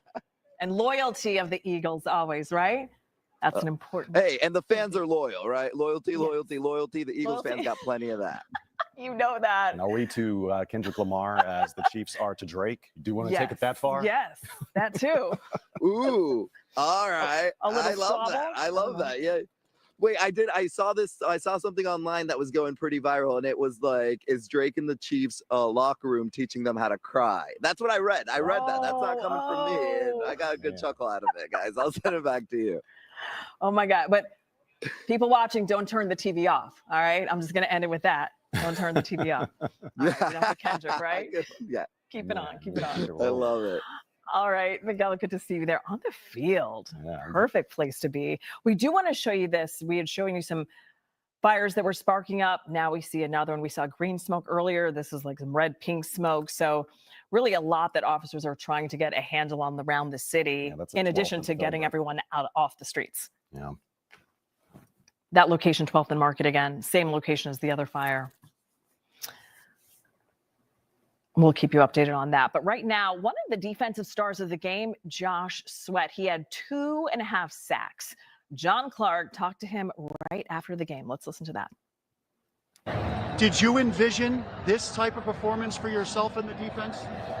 I did, actually. Yeah, I mean, man, I couldn't even sleep, honestly. Like, me just thinking about how I can make plays. And I just knew the defense, I knew we were going to be good. I knew we just executed whatever Vic called. He's going to put us in a position to make the plays. And, I mean, it took care of itself for sure. You're the #1 defense in the NFL. Yeah. But did you think you could make Patrick Mahomes look like that? I mean, I'll be real. I mean, I thought if we took advantage of our opportunity like we did, we could, for sure. I said in all my interviews coming up this week, I said, look, man, we do that, it won't be close. How special is that group up front with the young guys, Nolan Smith coming on and BG getting to play in what could be his final game? Yeah, for sure. I mean, I owe them a lot, man. The way we compete and push each other at practice and stuff, man, it's beautiful, man. What just showed up out here in the whole playoffs, whole season. And like I said, we take care of each other. We'll always be good. Dallas Goedert told me that feeling they had walking off the field, losing to the Chiefs last time, he didn't want to feel that again. Did you have that inside you as well? You didn't want to feel that? Man, I just had to cut that out of my mind. I was like, it's not happening. It's not happening. I knew it wasn't. And, I mean, see, we're here. I had no doubt. You want to tell Philadelphia something? Hey, appreciate y'all, Philly, man. It's been a crazy journey, and we got it done for y'all, man. I'm going to see y'all at that parade, though. Yeah, we'll see you back here at home at the parade. It's going to be a big one. It's going to be a great time. And we keep talking about how great the performance was of this team, but you can't give enough credit to the defense. They've always said defenses win Super Bowls. Let's take a look at some of the highlights from the game, starting with the birthday boy, Cooper DeJean. Third and 16. Mahomes rolling out.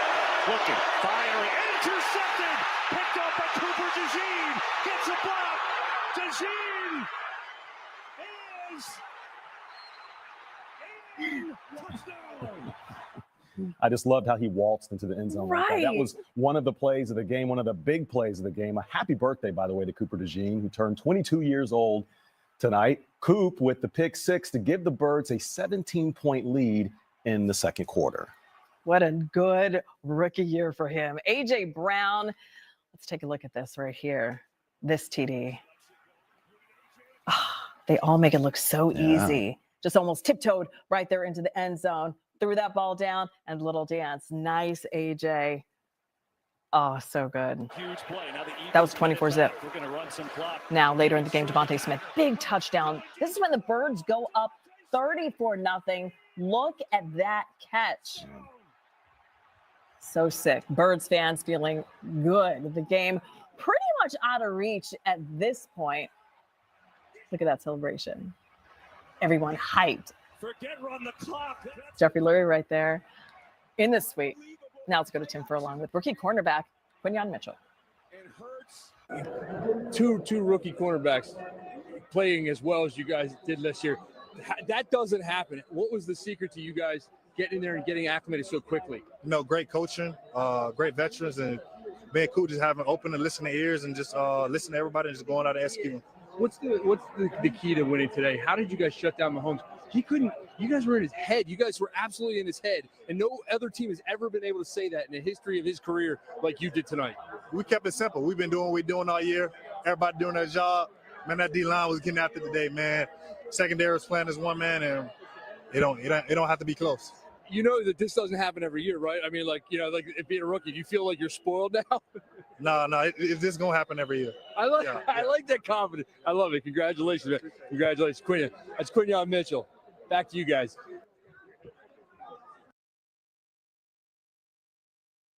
About the defense. The defense just dominating and confident, too, in doing it.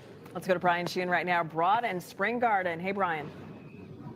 Hey, guys. I'm trying to be discreet here because as soon as people see the camera, they start coming over towards us. Right. So this is a look here on North Broad Street. We are right by Philadelphia School District headquarters here at Broad and Spring Garden. You see crowds of people making their way from City Hall, trekking to wherever they are going.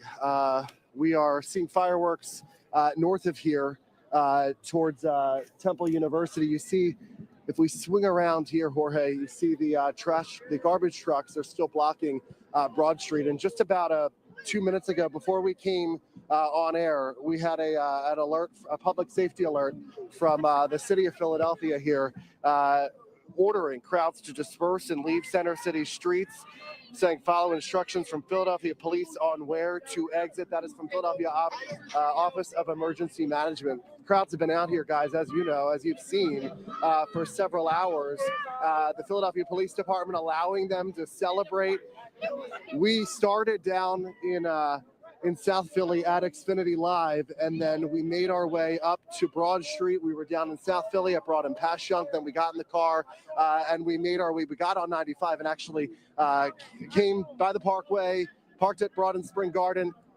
Crowds of people still outside of the bars. Kellyanne's at 16th and Spring Garden, still packed with people. You see people here back on Broad Street just parading down. A lot of people. You see kids still out here, 1:30 in the morning. Kids, people of all ages out here still celebrating, guys. So that is what we are seeing here. We haven't seen anyone climb any light poles or take those light poles down, but it looks like these people aren't heading home anytime soon. We know the Philadelphia School District still saying people, school is in session tomorrow. I know there will be a lot of tardies or a lot of people that will not. Yeah. Very interesting. I don't know, when are these people going? Tomorrow. Yeah, when are these people going home is the question. I mean, it's been hours out here. I remember I was on Broad Street in 2008 when the Phillies won the World Series. We paraded from Temple University down to City Hall. We took the pictures, we celebrated, cheered with everyone, and then headed back. I was also on Broad Street when the Eagles won the Super Bowl in 2018, was there for the parade. I will say, my experience, this takes the cake. Absolutely takes the cake. I think the city has been hungry for another Super Bowl, our second Super Bowl win, in 7 years. We fell short 2 years ago. Tonight, totally different game. But yeah, I would say in all my experiences on Broad Street over the past, 15 years, this by far. I mean, look at the crowd. It's growing, and that's probably a good thing as police disperse the crowds from around City Hall and are forcing them elsewhere. Clearly we're seeing that show of force work here tonight. Jackie and Fred. Appears they're going home at this point. Right. They're wanting the celebration to continue. You would think, but guys, we walked by Kellyanne's, which is that famous corner bar at 16th and Spring Garden, packed. People still flooding out of the doors there. Taps were still flowing. So I think maybe we're just going to continue partying all the way until Friday at this point, guys. It doesn't seem like it's slowing down anytime soon. Not if police. Yeah, we have some street performers here behind us as well. Ryan Sheehan, thank you. A lot of activity. But yeah, police have their way. People will be home soon. Here's a look at Skyforce 10 right now. You can see police there in their vehicles, in their motorcycles, and in their squadrons. You can see they are controlling traffic there. They are holding the line, and you see officers still walking the street behind them, and some even walking the sidewalks. We've been watching, at least for an hour now, police from here in Philadelphia and from suburban areas corralling all of the crowds, dispersing them, and cleaning the streets too. I mean, you could not tell just from this little shot right here that there were tens of thousands of people here earlier. Right now, let's go to Aaron Baskerville in Center City, surrounded by many crowds for hours and hours this evening. Finally, a little quiet behind you, Aaron. Yeah, I mean, it's a little quiet for this 10 seconds. You just miss people coming up behind me and screaming in the camera. So I just dodged that for a second. But I hear people talking about police moving in and kind of bottlenecking everybody and moving the crowds away. But look over there, 16th and JFK, they are still here. There's still a decent amount of people. You can see they're still on top of the sanitation truck too as well. Right there at that intersection just moments ago, we've heard about those impromptu gatherings with cars doing the donuts and stuff. That car right in the middle, right there, right in the middle of that intersection, just started doing donuts. Just right there. Like, I mean, with somebody with their cell phone following the car as it's doing circles there. So you can see the traffic is moving, but still like before, that has turned into kind of this parade route where you'll see cars going by, people on top of hoods, people hanging outside of sunroofs in their windows and stuff like that. And this is the opposite way down JFK towards 17th. And you can see there's still some people out there, but it's a lot more smooth sailing going that way and not as many people at all. But the issue is still going to be clearing crowds this way. Ed, as we clear crowds this way, that's going to be the big thing. No, you can't speak. I'm sorry. So it's getting late, as you can tell. Folks are feeling free. They are very happy, as you know, as you can tell. And once again, as the camera comes up, that's when people start coming. So he has the final word. Let's go. Let's go. We got 2 of them. Enjoy the night, everybody. They're going to say that. They're not going to say anything. He's MVP. He's MVP. He ain't going to say. All that he can't throw. There we go. He can't do nothing. What they going to say? What are they going to say? They can't say nothing. Okay, Jackie and Fred, all right. what are they going to say? I got this. All right. I got this. Aaron Back to Baskerville. you guys. Eagles We'll going see it, Aaron. Aaron. Crowd's not ready to go home yet at all. No, for No, good reason too. no. Yeah, the Eagles put on a clinic tonight against one of the more dominant teams in the NFL. You can see police there holding the line, dispersing crowds, and it looks like there's an encounter here between some folks here on the left side of your screen. It looks like it's getting physical there. You can see police officers. Oh yeah, this is getting pretty physical right there. And you see the motorcycles there still holding the line. They're not letting any traffic in, but you see all of the traffic on the sidewalks, and they are physically clearing people out even from the sidewalks. And there have been a lot of concerns right now.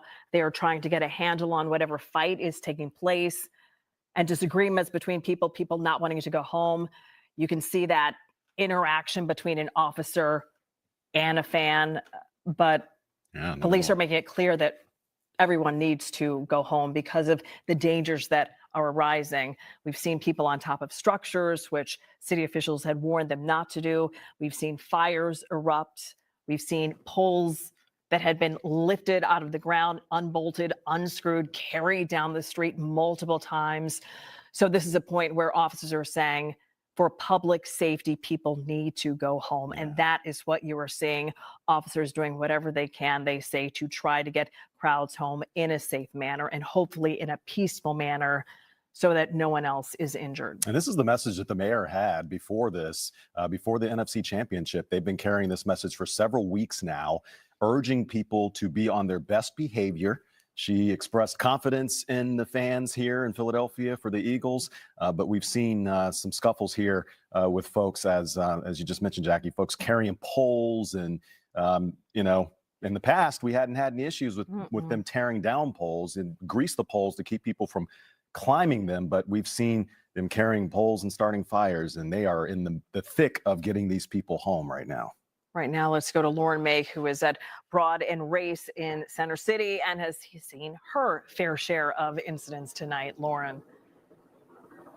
Jacqueline and Fred, we're in that zone where police have largely moved people out. The folks that you are still seeing here are just kind of slowly meandering perhaps towards home or towards their final destination for the evening. But this is the area where you saw a little while ago when I was with you, the police moving people through, moving people down the street using their bikes and motorcycles to do that. As you can see, there are still some folks out here tonight, but this is largely an area, as Bruce kind of swings the camera around, where you can see this is largely an area where police have been successful in clearing people out. You can see the flashing lights down there. That is, we're standing at Race right now. We're looking down towards Vine there. So you can see that they really have made progress all the way from City Hall, all the way down there to largely clear the streets of people. There's still a lot of trash to be cleaned up on the streets.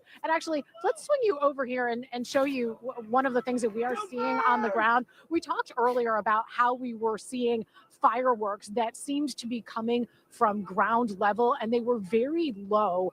Well, take a look at this.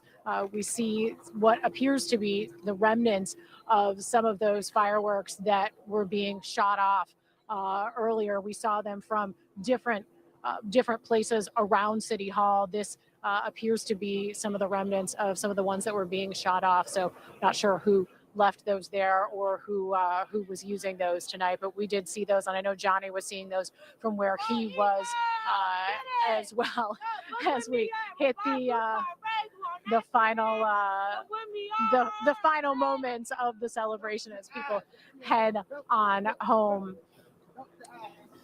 And we are seeing law enforcement, a lot more law enforcement now out on foot than we were seeing for a while. They were just kind of lined up along City Hall and along some of the buildings behind the gates, but really just letting people celebrate. Now we are seeing law enforcement both with bikes, on motorcycles, in vehicles, and on foot at some of the intersections that where they have already cleared the crowd out to just kind of secure things and encourage people to move things along and head on home.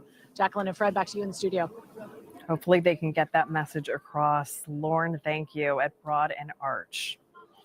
From the celebrations on the street to the celebration with the Eagles, as we take another look right there at the heavy police presence in Center City as they try to make sure they do everything they can so that no more fires erupt and no more damage is done and that no one is hurt. Right now, let's listen to some sound from Jaylen Hurts, MVP, his first Super Bowl. We saw him hoisting the Lombardi trophy. Let's listen in to some sound from QB1. Still processing it, you know.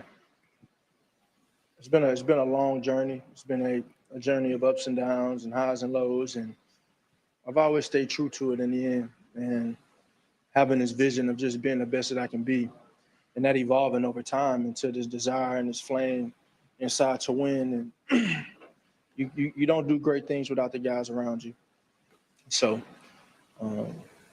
the effort, the work, always leaning on that, trusting in that, and trusting the process and staying the course and sticking to the script. It's nice to see him get his flowers tonight, right? Because he's gotten a Yes. lot of criticism. And there you see A.J. Brown and Devontae Smith made sure head coach Nick Sirianni got his Gatorade shower there. John Clark caught up with Devontae as he walked off the field as a Super Bowl champ. What do you want to say to Philadelphia back home? This for y'all. How special is it? You came back into the Superdome where you grew up near. You played in a state title game here. You had a big night with the touchdown. How meaningful was that? It's amazing, man. You know, couldn't imagine being here growing up, but you know, God is the greatest. I'm here with Sidney Brown, safety, the happiest guy on earth, man. How are you feeling about this? Oh my God, dude! I'm blessed. I'm sorry. This is a surreal moment. You know, just blessed by opportunity, blessed to be here, blessed to be in New Orleans, blessed to be a part of this organization, and the best yet to come. Let me ask you. I mean, that you guys tonight locked down. I mean, the defense you could argue defense. You guys, Vic, you could all be MVP. I mean, you were in Mahomes' head. Like he's never seen that before. They called a great game, and we all owe it to them. You know, the coaches prepared us the right way. They put us in the right position to be successful, and I mean, we're just an outcome of that. Do we think this is a two-peat, a three-peat, a four-peat for this Eagles team? As many as we can get, man. We just got to focus on the next game, the next opportunity, and not get too far ahead of ourselves. You know, we're so happy for you, man. You're the best. Man, appreciate you so much. Sidney Brown, safety for the Eagles, just couldn't be any happier, could he? He's ecstatic. Back to you. I feel damn good, man. I'm just blessed, man. My Lord and Savior, man. My teammates. I appreciate this team, man. I appreciate this organization, man. Made my dream come true. I love it. Is this the most special group of teammates you could possibly do it with? Man, yes, man. It's a great group of men, man. I'm just thankful being blessed to be a part of it. What do you want to tell Philadelphia? Hey, make sure you got Bourbon Street ready for us. We come and turn it up. It was all for you.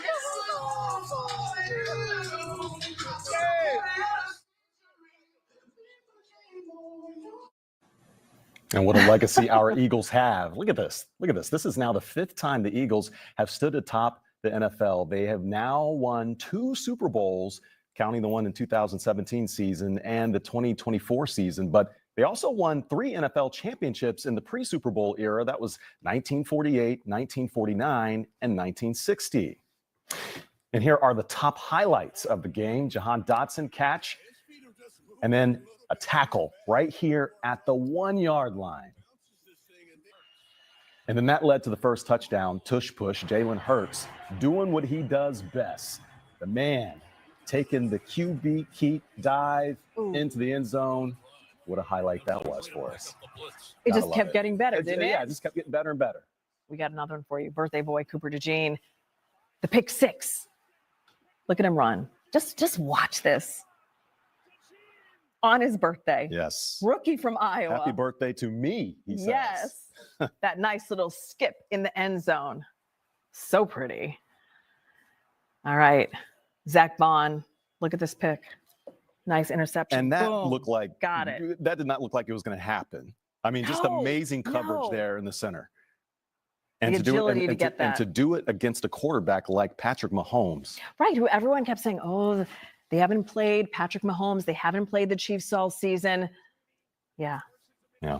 Well, they got him. No problem. No problem. They made it all look easy up against Mahomes. They did not three-peat. They kept saying, oh, they're going to three-peat. And look at this, A.J. Brown, touchdown here. Number 11 into the end zone. Beautiful. Inner excellence. The book he was reading on the sidelines definitely paid off. And a little dance, little celebration. It was one after the other after the other. They were so confident with the at this point. At this point, they're just Yes. super confident. Devontae Smith with a big touchdown right here. Deep. And with that, the Birds go up 34-0. 34-0. This one is a complete shutdown. Here's the radio call for the Super Bowl champion Birds. Listen to this. 5, 4, 3, 2, 1. It's over.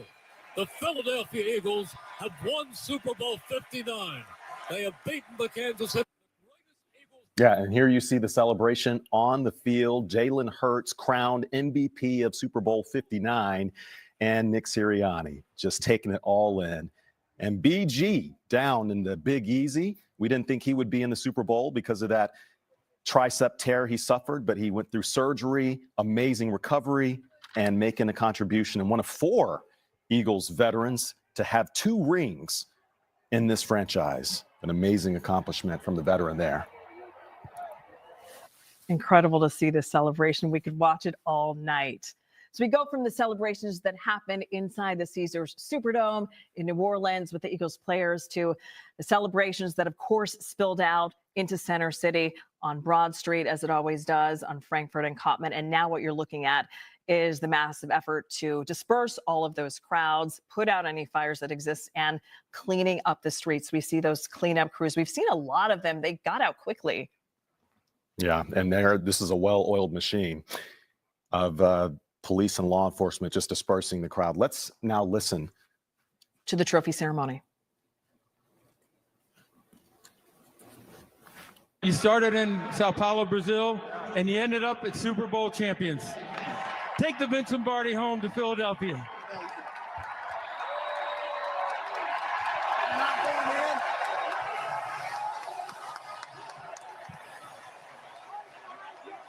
This Lombardi trophy, what does it mean to you? So, you know what? This is a very, very special Eagles family. Incredible, talented players that happen to be unselfish and humble every single day of the year. A credit to our coaching staff led by Nick, Howie and his staff, unbelievable. And by the way, about 200 other people that are the support staff that you'll never hear about, and a few dogs too. And to our amazing fans, your Eagles are world champions again. All glory to God, first and foremost, but that's a great football team. And we had to come out and play our best, and we did. And what a lesson to the entire world of what good teamwork does. We have selfless guys. We have guys that don't want to let each other down. We got guys that will fight for each other, that will play hurt for each other. They love each other. Love is a strong thing, and it takes a lot of work to develop that. And these guys, that's a team.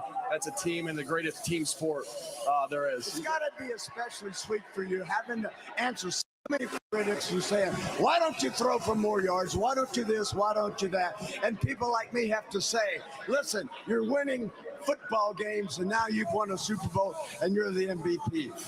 What do you say in response to all that, Jaylen? God is good. He's better than the highs and the lows. Couldn't be here without my teammates. You know, the effort, the determination everybody displayed to get to this point. You handled the blitz. We got it. You handled their blitz fantastic today. Well, it's never been about what anyone else does. It's always been about what we do and how we respond to certain things. And feels good. Hell of a game today. Yeah. And there you hear the MVP Super Bowl champ there, Jaylen Hurts, getting his flowers. You can't, 40-22 was the final score. Such a we have blowout. to go back to that. Incredible. And at one point it was 34-0. Right. And we were watching that going, we cannot believe this is happening because everyone was saying they hadn't played the Chiefs yet. Oh, they're going up against Mahomes. Clearly, they showed no problem at all. And we saw Jaylen Hurts with all of that green confetti coming down.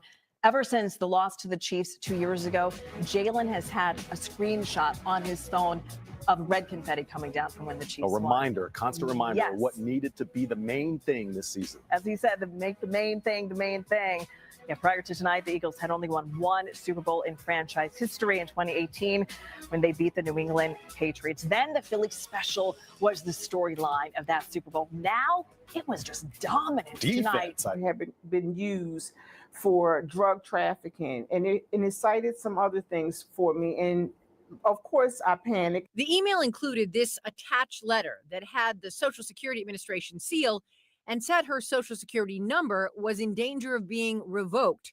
It also said a legal complaint has been filed against you as of today because law enforcement agencies have uncovered 25 bank accounts open